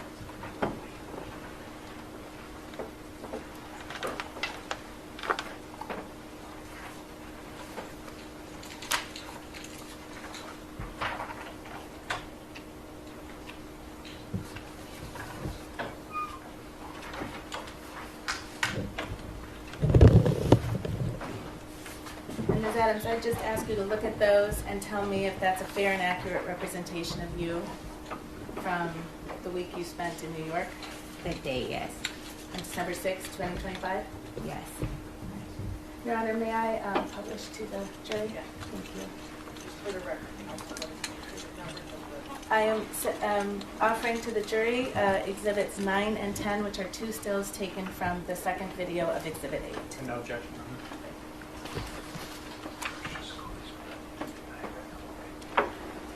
Are there any more video clips, counsel, you'll be using, or can we put the lights back? I think we can put the lights back on, Your Honor.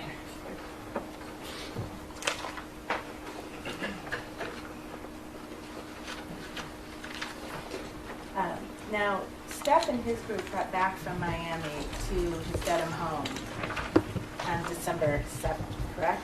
I'm not sure the day he got back. I got back on the night. I'm sorry? Tuesday. Well, it was late in the night. Tuesday, if I'm not mistaken. The 9th I got back. Well, you know he got back to the Dedham house before you did. I didn't know that. When I got there, I realized that he was there. I was in no communication with him on what day he was coming back. But you were in communication with him. To ask for my pay, yes.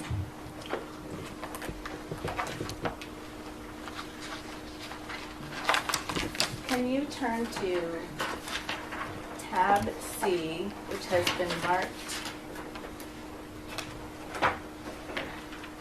as Exhibit 3, please?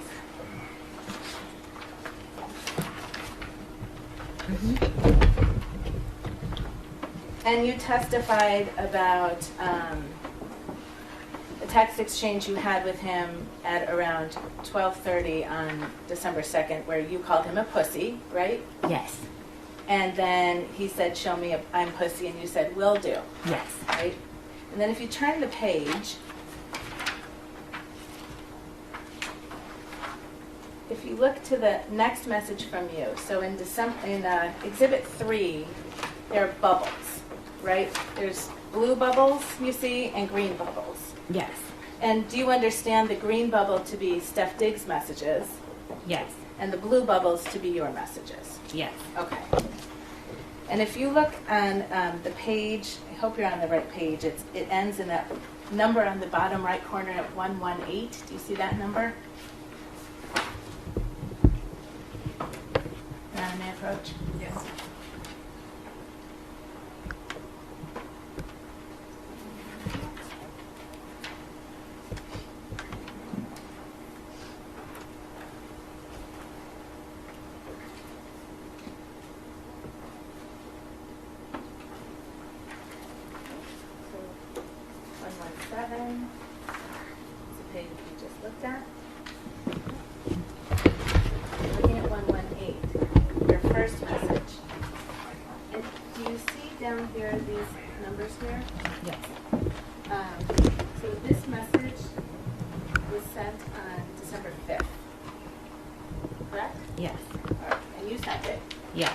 So now this is 3 days after the violent assault that you talked about.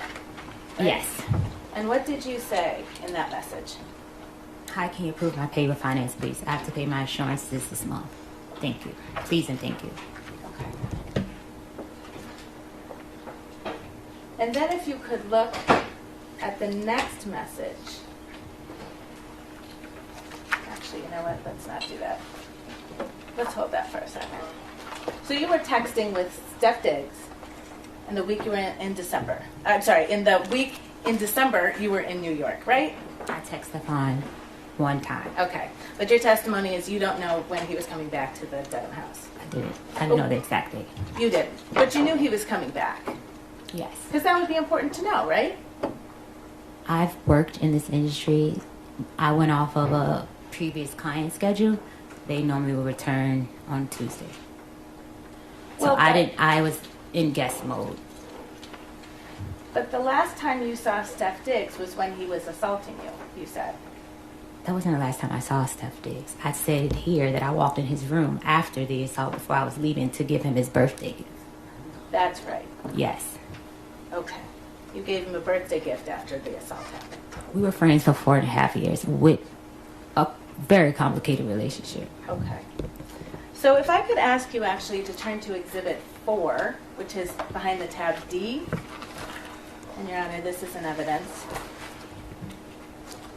And if you look at that number on the bottom right corner, turn to the page that ends in 173.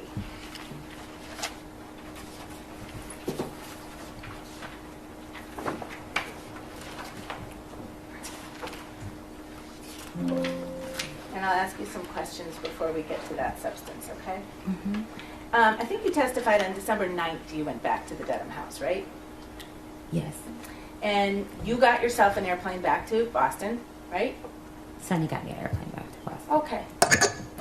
And you landed at Logan Airport at night. Yes. Then you took an Uber to the Dedham house. Yes. You arrived around 11:30 p.m. Yes. You were alone. Yes. You came by yourself. Yes. Didn't bring anybody. No. Okay. And when you got in the house, you went and knocked on Steph's bedroom door. I went to put my things away and I knocked on his door. Yes. I'm sorry. I went to put my things away and knocked at his door. And that was around midnight on changing over from December 9th to December 10th, right? That's what it says here. I don't recall the time, but this is what the messages say. Well, he didn't open his door, did he? His code was different. He changed the codes when I came back. Ah, right. Because in that house, the bedrooms all had key codes on each door, That didn't he they? controlled. Yes. Did the bedrooms all have key codes on that door? Yes, that he controlled. I'm sorry. This is a yes or no question. See if you can try it. Did all of the bedrooms in that house have different key codes on them? Yes, that he controlled. So you can. What do you mean? You had a key code on your door, right? Yes. And if it was shut, it would be locked, right? No. The door had issues. I would often text Sunny, could she check and make sure my door was locked? I'm sorry, when did you text Sunny to please check if your door was locked? When I left the first week of November, when he made me leave to have female guests over. Your Honor, move to strike. That answer is now responsive will be stricken and the jurors will disregard it.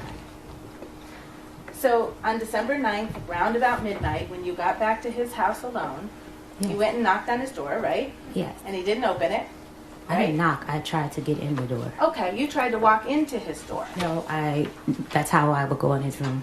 I would unlock his door. Sure, just like always, right?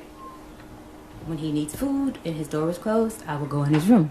Right. I never went in his room without permission. You going in there on December 9th is no different than any other day, right? No. And when you weren't able to get in, you actually sent him a text message, right? Yes. And you told him I was coming. Okay. And then you just went right back to work, right? Yeah, I went to bed. I'm sorry? I went into my room and went to bed. You went into your room and you went to sleep Yes. by yourself Yes. in the house Yes. with Steph Diggs there. Yes. And then the next morning you got up and you made him breakfast. Yes. Now you told Officer Ellis when you reported the assault that you left your position on December 2nd. Do you remember that? I was saying I left the house. I didn't leave my position. I was really going back to get my things. I had no plan, with nowhere to go, so I needed to be nice to him.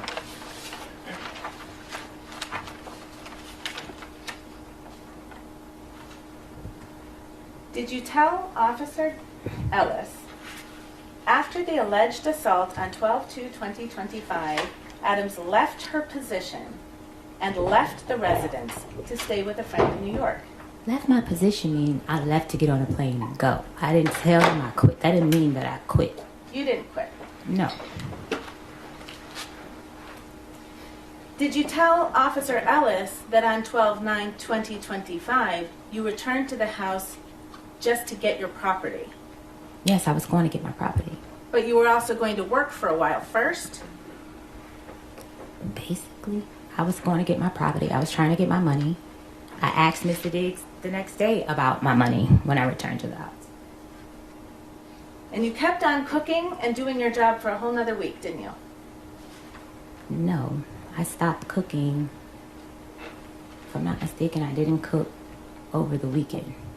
Because I said on the 11th, I asked Mr. Diggs in front of his mother and Shy Charles about my pay. Okay. That was another text. I'll ask a different question. Okay. On several days of that week, you simply kept doing your job, And right? asking for my pay. That's a yes or no question now. Oh, yeah. Yes. You kept doing your job. Yes. Officer Ellis was wrong when he wrote that you left your position on 12/2. I left the house, so him putting position didn't mean that I left my job as a chef. I left the house on December 2nd. So you told Officer Ellis that you left your position, but you meant you left the house to go to New York. Yes, I left for the day. It wasn't that I was saying I quit or saying it in a way that I quit my job. I didn't say that. You've mentioned Mr. Diggs' assistant, Sunny, a couple of times, right? Stealing Sunny, yes. I'm sorry? Stealing Sunny, that's what he calls her. Your Honor, I move to strike, and I'd ask that the witness be instructed to please answer a question. That answer will be stricken in the jurors' witness report. Again, if you don't understand the question, please ask the counsel to restate it. Thank you, Your Honor. Sunny was a friend of yours, wasn't she? No. Ms. Adams, you texted Sunny all the time, didn't you? Because that was my contact. Go to contact for payment, go to contact if I didn't have access to his card or I didn't have money on my card to order food. And we would discuss things at work.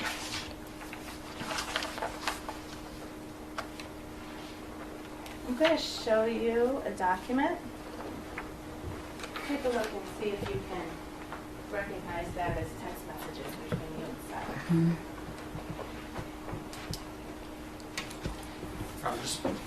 Can I see what this is? Oh, of course. Sorry.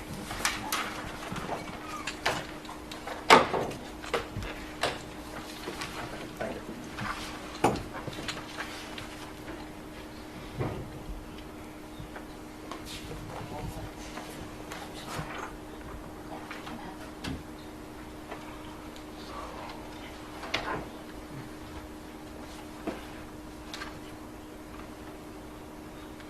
Do you recognize that document as text messages between you and Sunny? Yes. Yes? Mm-hmm.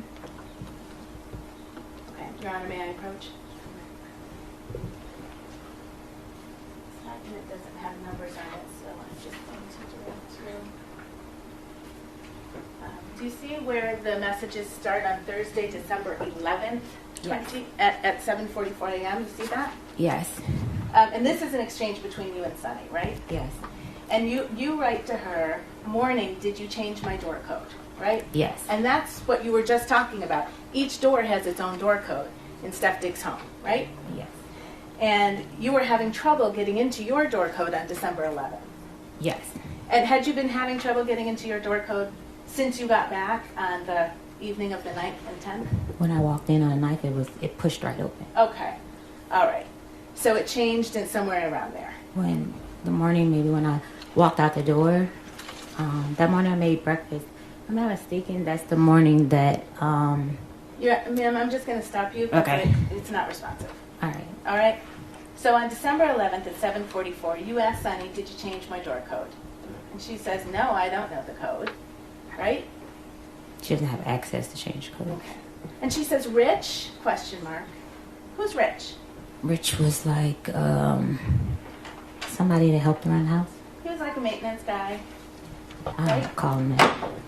Was someone to help around the house? He did a lot of stuff for Mr. Diggs. Okay. He wasn't And a he was at the maintenance house person. a lot, right? If we need anything, yes, we would call Rich. Okay. And you say to Sunny, I asked, he hasn't answered yet. And then you say they changed it, right? Yes. Sunny asks, who changed it? Your Honor, may we be seen aside, John?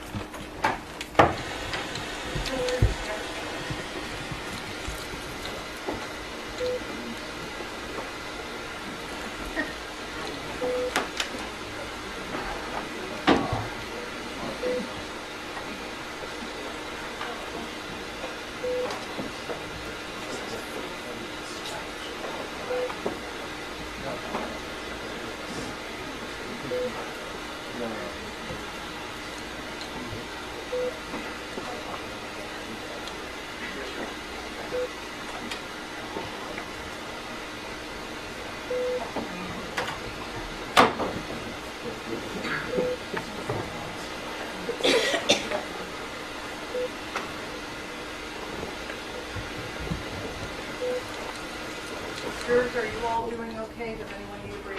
All right. Well, Thank good. you. All right. Thank you.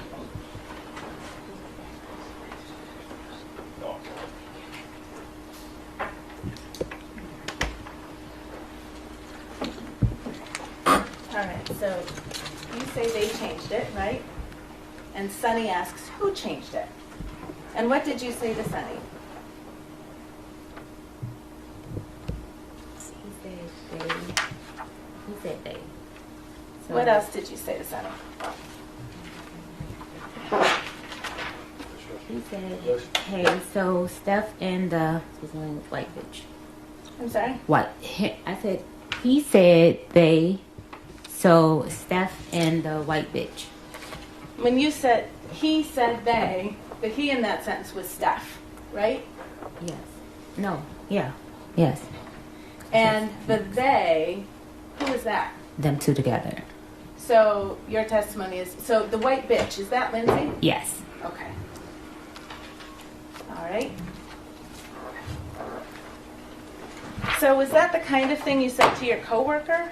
Yes, because she called me a bitch first. I see. So you were kind of friendly with Sunny. Yes. You shared stuff with her. Sonny disliked her too. Okay. So you shared that. They had their own thing before I came. And then if I could ask you to turn to tab D in your binder, which is Exhibit 4. And I'm sorry to do this, but if you could look, the numbers at the bottom right, the number that begins, that ends 178.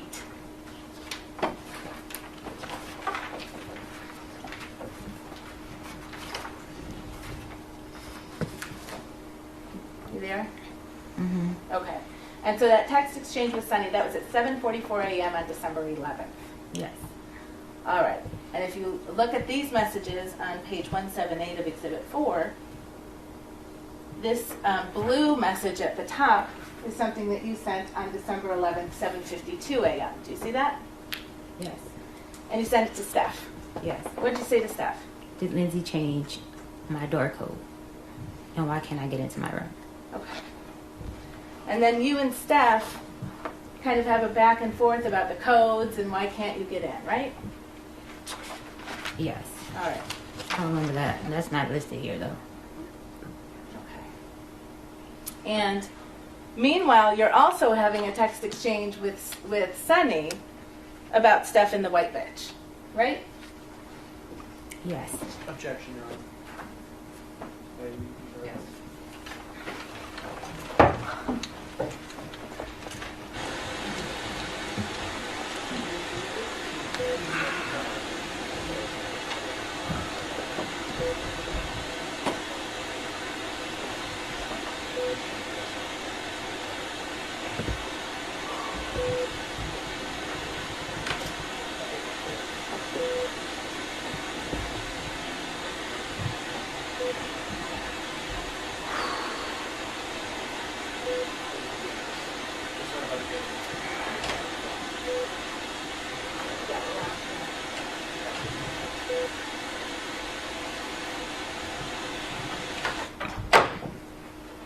All right, as stated at sidebar, that objection is sustained. Thank you, Anna.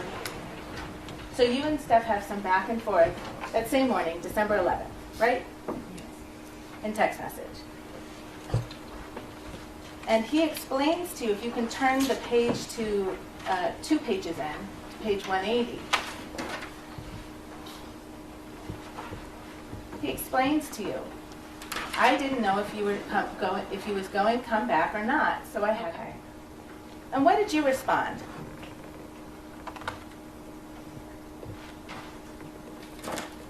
It's right there on the same page in the blue bubble. No, it's not. Can you see it? Lord. Lord. And if you can turn the page, Steph wrote, shit you was saying it was like it was over with. I was like, well. You understood he was talking about the text fight you had on December 2nd, right? No. Yeah. What did you respond to Steph? I said no. I'm sorry? I said no. I didn't say yeah. You didn't understand that he was talking about the last time that you saw each other on December 2nd, which is the day you got in a text fight about Lindsay and you not going to Miami? Me and Stefon had arguments all the time. Like, not all the time, often, and it would just fly over. But it didn't turn into a fight like it did. I needed to come back to get my things. Let's see what did you respond to Stefon on December 11th? And this is now 9 days after you were assaulted, supposedly. I was assaulted. It wasn't supposedly. What did you respond to Steph? Was very emo. Sorry I made you feel that way. I don't want to leave. I want to stay to take care of you as long as I need you. And you sent him a second message. Really sorry, Steph. You were angry with him on December 2nd. You already I testified to that. needed to be nice to Stefon in order to get my pay to leave. I'm sorry, you were texting? I needed to be nice to Stefon in order to get my pay to leave.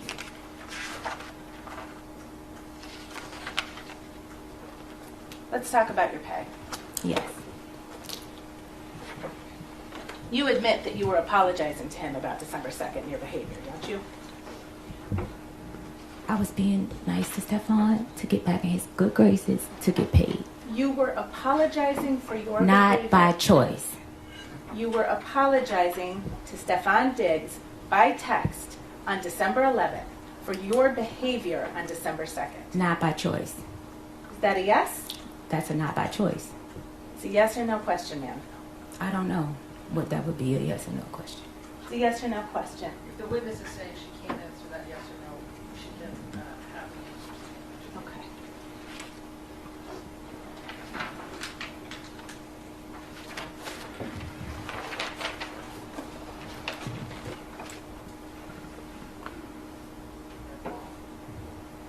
All right, so your claim, I guess, is that Steph owed you money.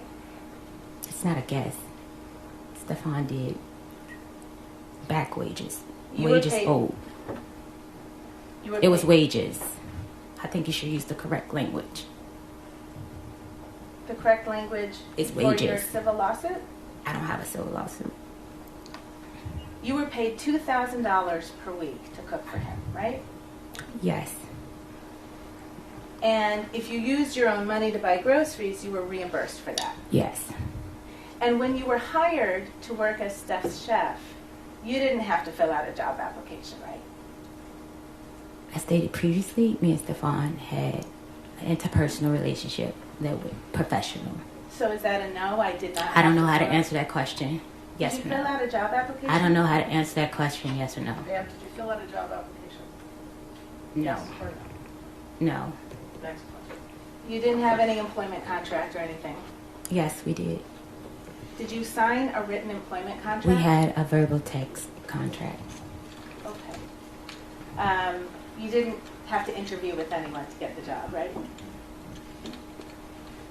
He knew my skills. So on December 1st, this is the day before you say you were assaulted, you submitted an invoice to be paid, didn't you? Yes. And can you explain to the jury, so you weren't just automatically paid? I was supposed to be. They sent maybe 2 automatic payments, and then the rest was I would have to go through Sunny. Right. You'd have to confirm with Sunny you worked that week, right? I would have to, not that confirm, I lived there, so it was never a confirmation. She was there a lot too, right? No. Okay. So you did have to confirm with Sunny if you worked there or not. Not that I worked. I had to confirm with Sunny my reimbursements. I lived there.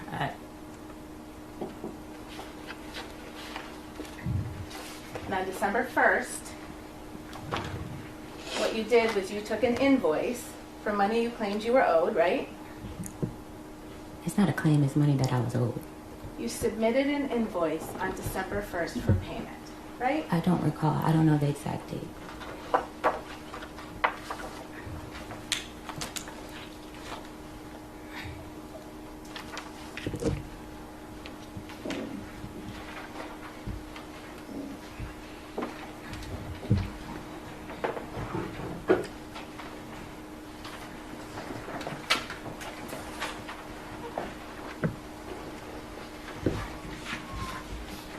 Received it to my email.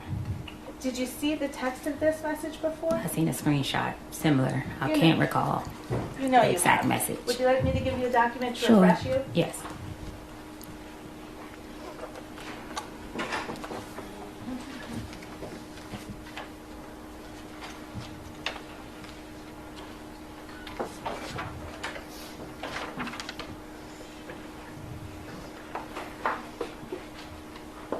Oh, sorry, Your Honor. If you want to give the jury a break, it's just going to take me a couple of minutes. Why don't we just take a 5-minute stretch break? Thank you, Your Honor. I just don't want to waste time.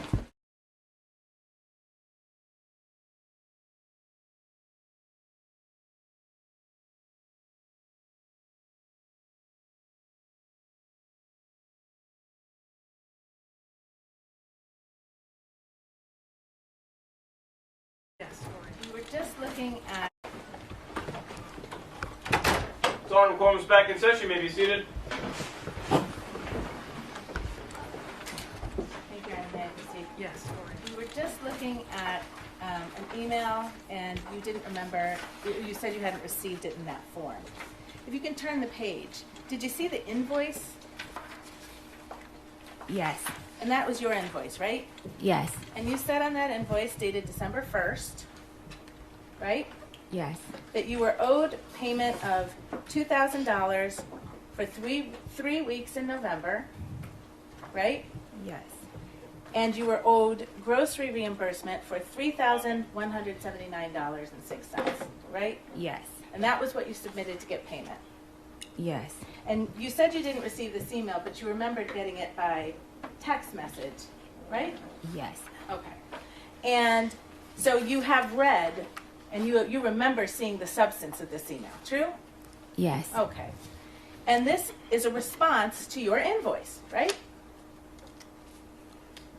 I don't recall because Stefon was refusing to pay me for the week he sent me home. Well, Melissa Goddard writes on December 4th, I appreciate you may not have received this on December 4th, but she writes, "Thank you for providing an invoice. I've attached a readable PDF." Yeah.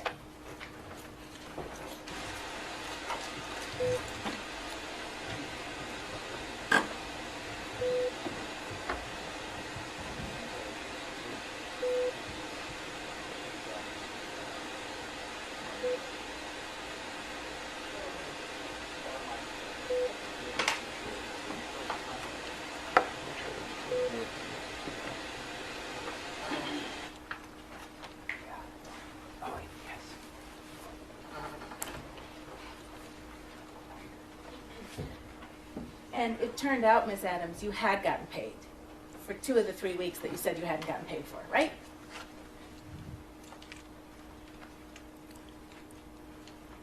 This is missing a whole lot of stuff. It's a yes or no question. I can't answer your question correctly without the proper evidence.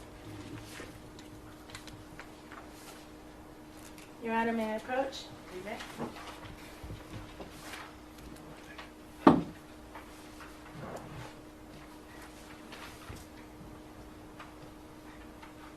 Do you recognize this document as text exchanges between you and Sunny?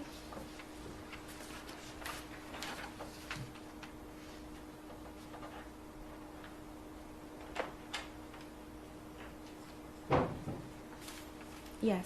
Dated December 9, 2025, Yes. and you're the person in the bubbles on the left? Yes. And you write to Sunny, hey, so I looked over my transfers, payment history, and they sent payments, 11/7 and 11/21, totaling $4,000. See that? Yes. So you knew that you had actually been paid for 2 of those 3 weeks that you tried to get paid for again, right? What's your name? I never got your name. Did you know that I don't you know. had I been was trying to paid? address you by your name because I'm not this. I don't know. I can't answer that question correctly. You knew on December 9th that you had been paid for 2 of the 3 weeks you said you hadn't been paid for, didn't you? I don't understand the question. You just acknowledged you wrote it to Sunny. I was supposed to be paid for the week I was sent home. So Okay. I sent the incorrect amount because I didn't know he wasn't paying me for that week. Right, so you sought $6,000 instead of $2,000. That's my calculations was Right. And so that last week, that was a week you didn't work, right? because I was sent home. Right, so you weren't in the kitchen cooking. Mr. Diggs sent me home because he had girls at the Ma'am, house. whatever you're going to I add should is be not paid. responsive, I'm Your Honor. Yes.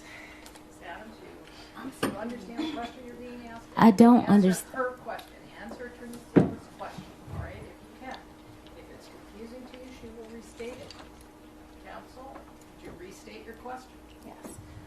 So you weren't in the kitchen cooking that week, right? No. Okay. If you can turn back to tab D,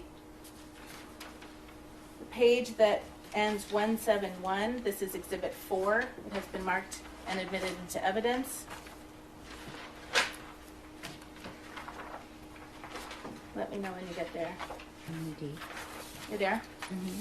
So these are both, on this page, these are both blue bubbles, so this is your text messages, right? Yes. All right. And on December 9th, 2025 at 2:27, you text Steph Diggs, right? Yes. And what do you say to Steph Diggs on Hi. December 9th?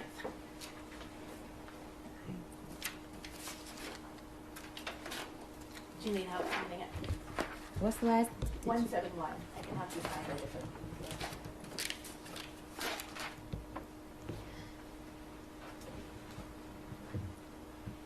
I said, can she call?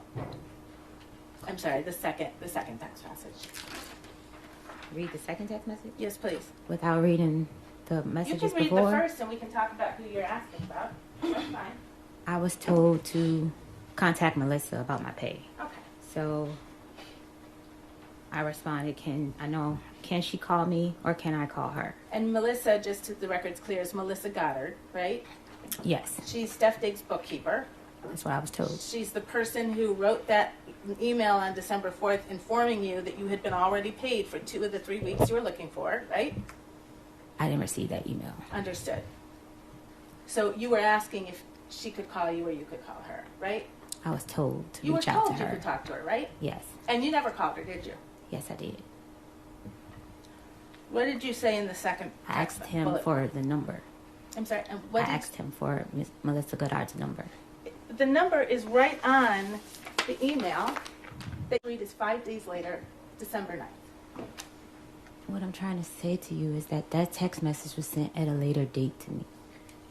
On December 9th, you acknowledged to Sunny that you knew you had been overpaid. I'm sorry. Overpay? I'm sorry. Underpay. You knew that 4 of the $6,000 you were seeking, you had already received. And the last week that you hadn't been paid for was the week you weren't there. And now if you can read this text message that you sent to Steph Diggs on that same day, December 9th. Hi, so I looked over the payments. Are you not paying me for the week you told me to go home? If not, that's fine. And just for my past employers, when I'm asked not to work, I'm still paid because I'm only with them for the season. It was supposed to say them. It said the season. So that takes care of all of the weeks that you said you weren't paid for on December 1st, right? The weeks that I sent to him calculated was adding in that week. Right. 2 weeks you had already been paid for. 1 week you didn't work, and you told Steph on December 9th, if you don't want to pay that, that's fine. Right? Yes. All right. You also sought $3,179.06 in reimbursement for money you claimed you spent on groceries. Yes. That was on December 1st. That's the day I sent the email. Okay. The text to Sunny. And Please turn off all phones.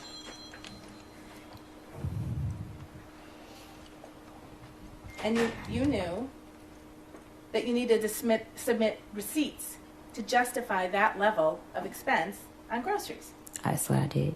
Yes. Is your testimony here under oath that you submitted receipts justifying $3,179.06 spent on groceries out of your money? It was messed up. Was off. Something was off. Some receipts were the wrong receipt, and we cleared it up.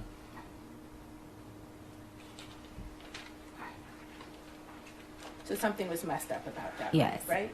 Yes. You talked about an NDA, a non-disclosure agreement. Melissa asked you to return an NDA, right? No. I'm sorry? No. Sunny asked me.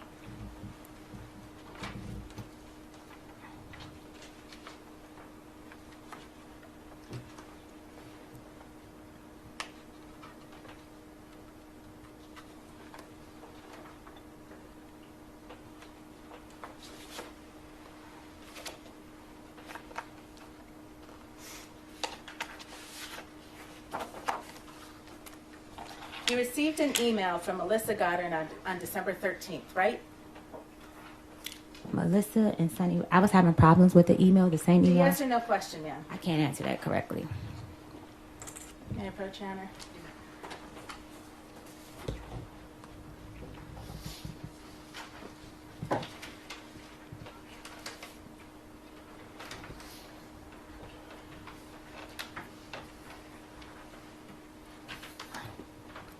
Do you recognize that as an email you received from Melissa Goddard on December 13th? Yes. And the subject line is NDA payment? Yes. She tells you she's Melissa, Mr. Diggs's bookkeeper, right? Yes. So you hadn't talked to her before December 13th because she's introducing herself right now. Yes. Okay. She says, please return the completed NDA provided to you by Sunny to this email address, right? Yes. This is required for employment with Mr. Diggs or any of his entities. Right? Yes. That's Sunny what has an NDA, doesn't she? I'm not sure. You don't know? I don't talk to Sunny about her business, but Mr. Diggs.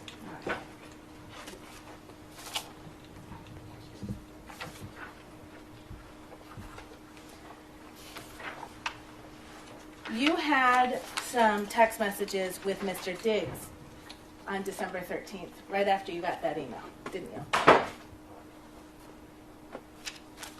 I don't recall the date.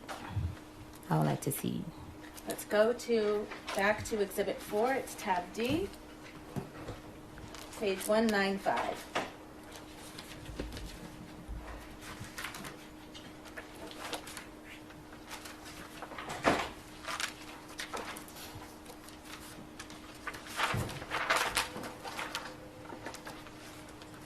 Let me know when And again, this big blue text bubble right here at the top, that's from you, right? Yes. Okay.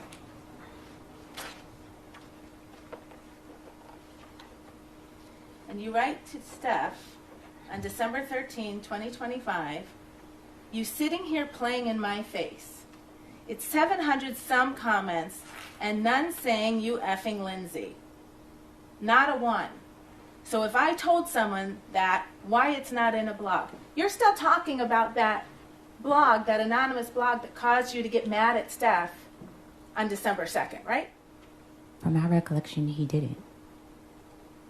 I'm sorry. On December 13th, I can't answer that question correctly without the previous text from Mr. Diggs. you write not a one, so if I told someone that, why it's not in a blog? You believe it and now sign an NDA. Send me my money. You sitting here playing in my face. Isn't that what you said? Yes. Okay.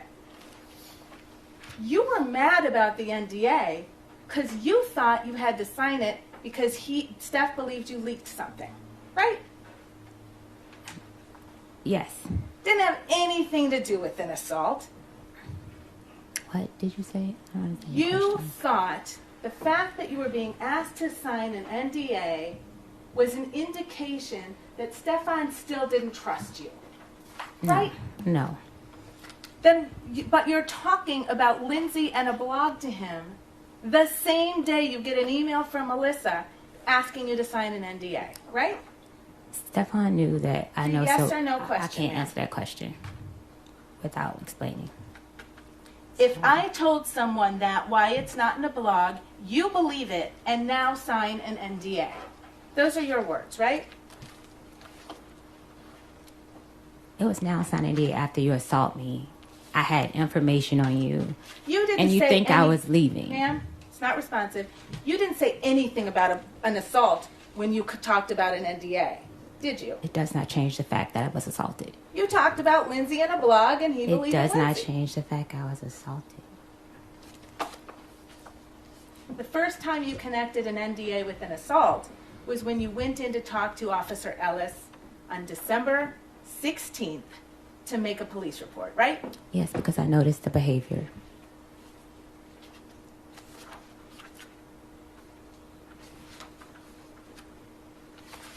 And that was the same officer that you didn't need to be honest with about some of the details about your relationship with Steph, what happened on December 2nd, when you left your position, why you went back to his house on December 9th. True? I don't understand the question. Can you repeat it? All of those things that you said to Officer Ellis on December 16th were not true. You had a fight with Stefon Diggs on December 2nd over text about Lindsay and a blog and him believing Lindsay. Not about money, right? It was about money. The last text that I sent to Mr. Diggs was about money. It was a bit of a compound question. Yes. It's true, Your Honor. I will. Let's turn back to the text messages between you and Steph after you sent that text message to him on the 13th, connecting the NDA with Steph's believing Lindsay. I didn't say believe in Lindsay. No question in front of you. You and Stefon got in another text argument about that issue, right? And if you could turn to page 201.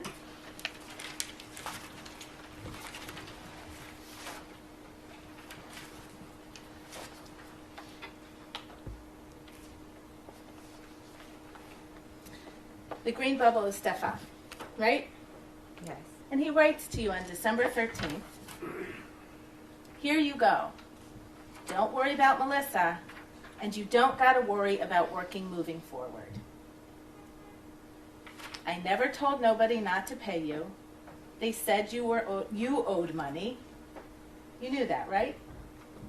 No. You knew that Melissa calculated the receipts that you submitted and determined that you had been overpaid, didn't you? No. Okay. They said you owed money, says Steph to you on December 13th.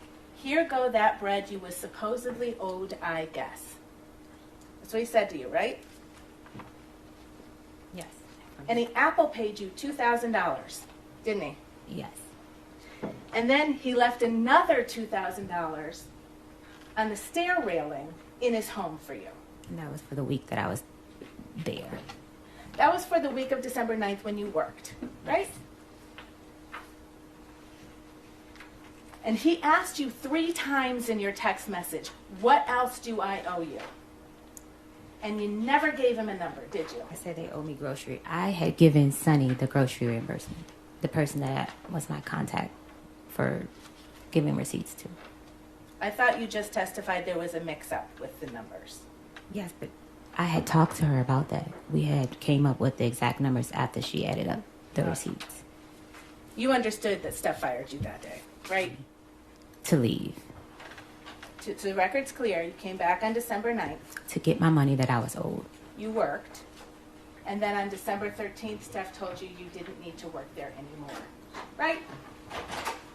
I'd already had in my mind that I was quitting. I just came back to get my money. You were furious with Steph on December 13th, weren't you? No. No? No. Do you remember that Shy Charles was actually at Steph's house that day? Yes. And she was braiding his hair, Yes. and she was staying downstairs. She was going to stay overnight. Yes. And she finished braiding his hair around midnight, Yes. and then you came down from your room to talk to Shy. Yes. And you did that because she was your friend. My coworker. We were cool.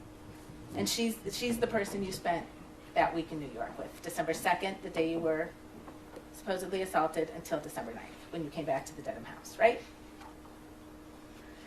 And you sat with Shy and you talked to her until 3 in the morning, didn't you? Yes. You told her you were finished with Steph Diggs, didn't you? I told her in the middle of the week I was coming back to get my money, and I was trying not to be there when she came to braid his hair. You made Shy a kind of confession in that conversation, didn't you? A kind of confession? Yeah. You told her Steph was going to pay. No, I did not. I do not recall. I'm going to remind you you're under oath, and I'll ask you that question again.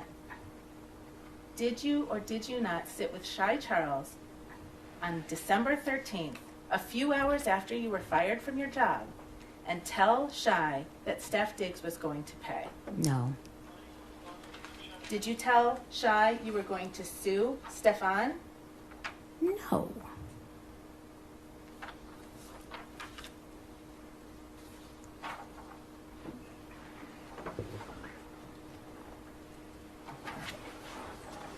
So after you were fired on the 13th, you stayed in the house, I think you said 2 more days, right?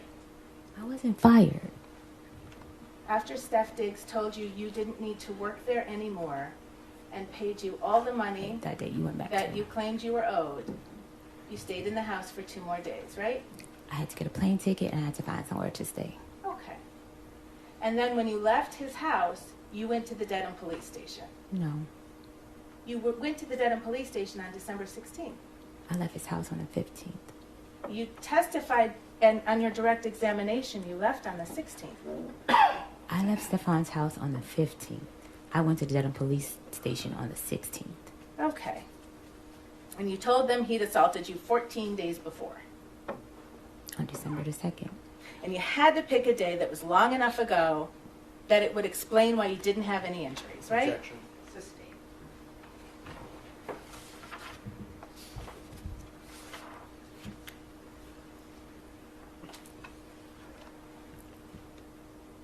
Part of the lesson you were going to teach Steph was to make a false police report. Isn't that true? Objection. Well, I'll ask a different question. Your report that you made, it's missing a lot of detail. Would you agree? Yes. I was afraid to tell the relationship between me and Stefon Diggs. It's missing more than that. No, right? it's not. In your opinion, it isn't. Okay. It's missing more of the text that was shared in the morning. Okay. It would have exposed a lot of things, and I still was trying to protect him and myself. You actually recanted your own statements, didn't you? No, I can't. So you know the criminal complaint in this case issued on December 29th.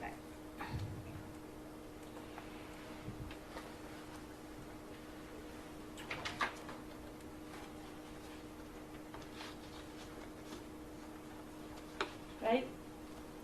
You know, What? No, I don't know that. well, you're the complainant in the case. Is it your testimony you weren't notified that this case was going to be brought forward to the court? I don't recall. I don't. It was big news. I don't. No one reached to me that I recollect.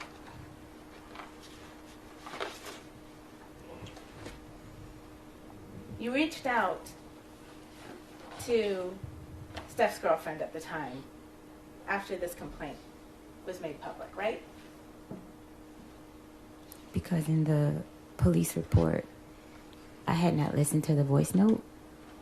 I just read the voice note. I was afraid she knew. I was afraid. Ma'am, it's a yes or no question. I can't answer that question. After this complaint became public on December 29th, you reached out to Steph's girlfriend, didn't you? I can't recall the date, but yes. May I approach you on that? Counsel, actually approach that.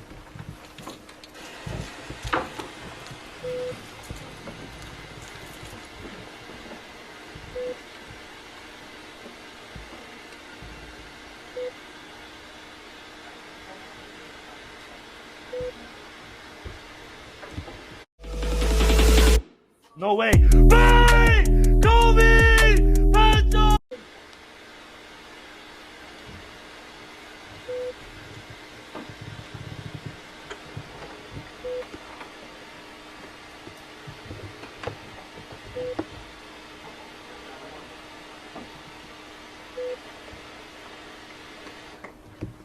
All right, jurors, we are going to be recessing for the day. And I want to remind you not to discuss this case with anyone, including your fellow jurors, family members, or friends. And I also want to state you're not to allow anyone to discuss this case with you or in your presence. I'm going to ask you not to stop in the public areas of the courthouse, to leave the courthouse directly, and then tomorrow morning to return directly to the jury room, all right? And again, you must not read, watch, or listen to any news accounts or media reports about this case, and you must not conduct any independent investigation of any kind, including on the internet or otherwise. So please keep an open mind, do not form or express any opinions about the case until it is submitted to you for your deliberation. We will resume tomorrow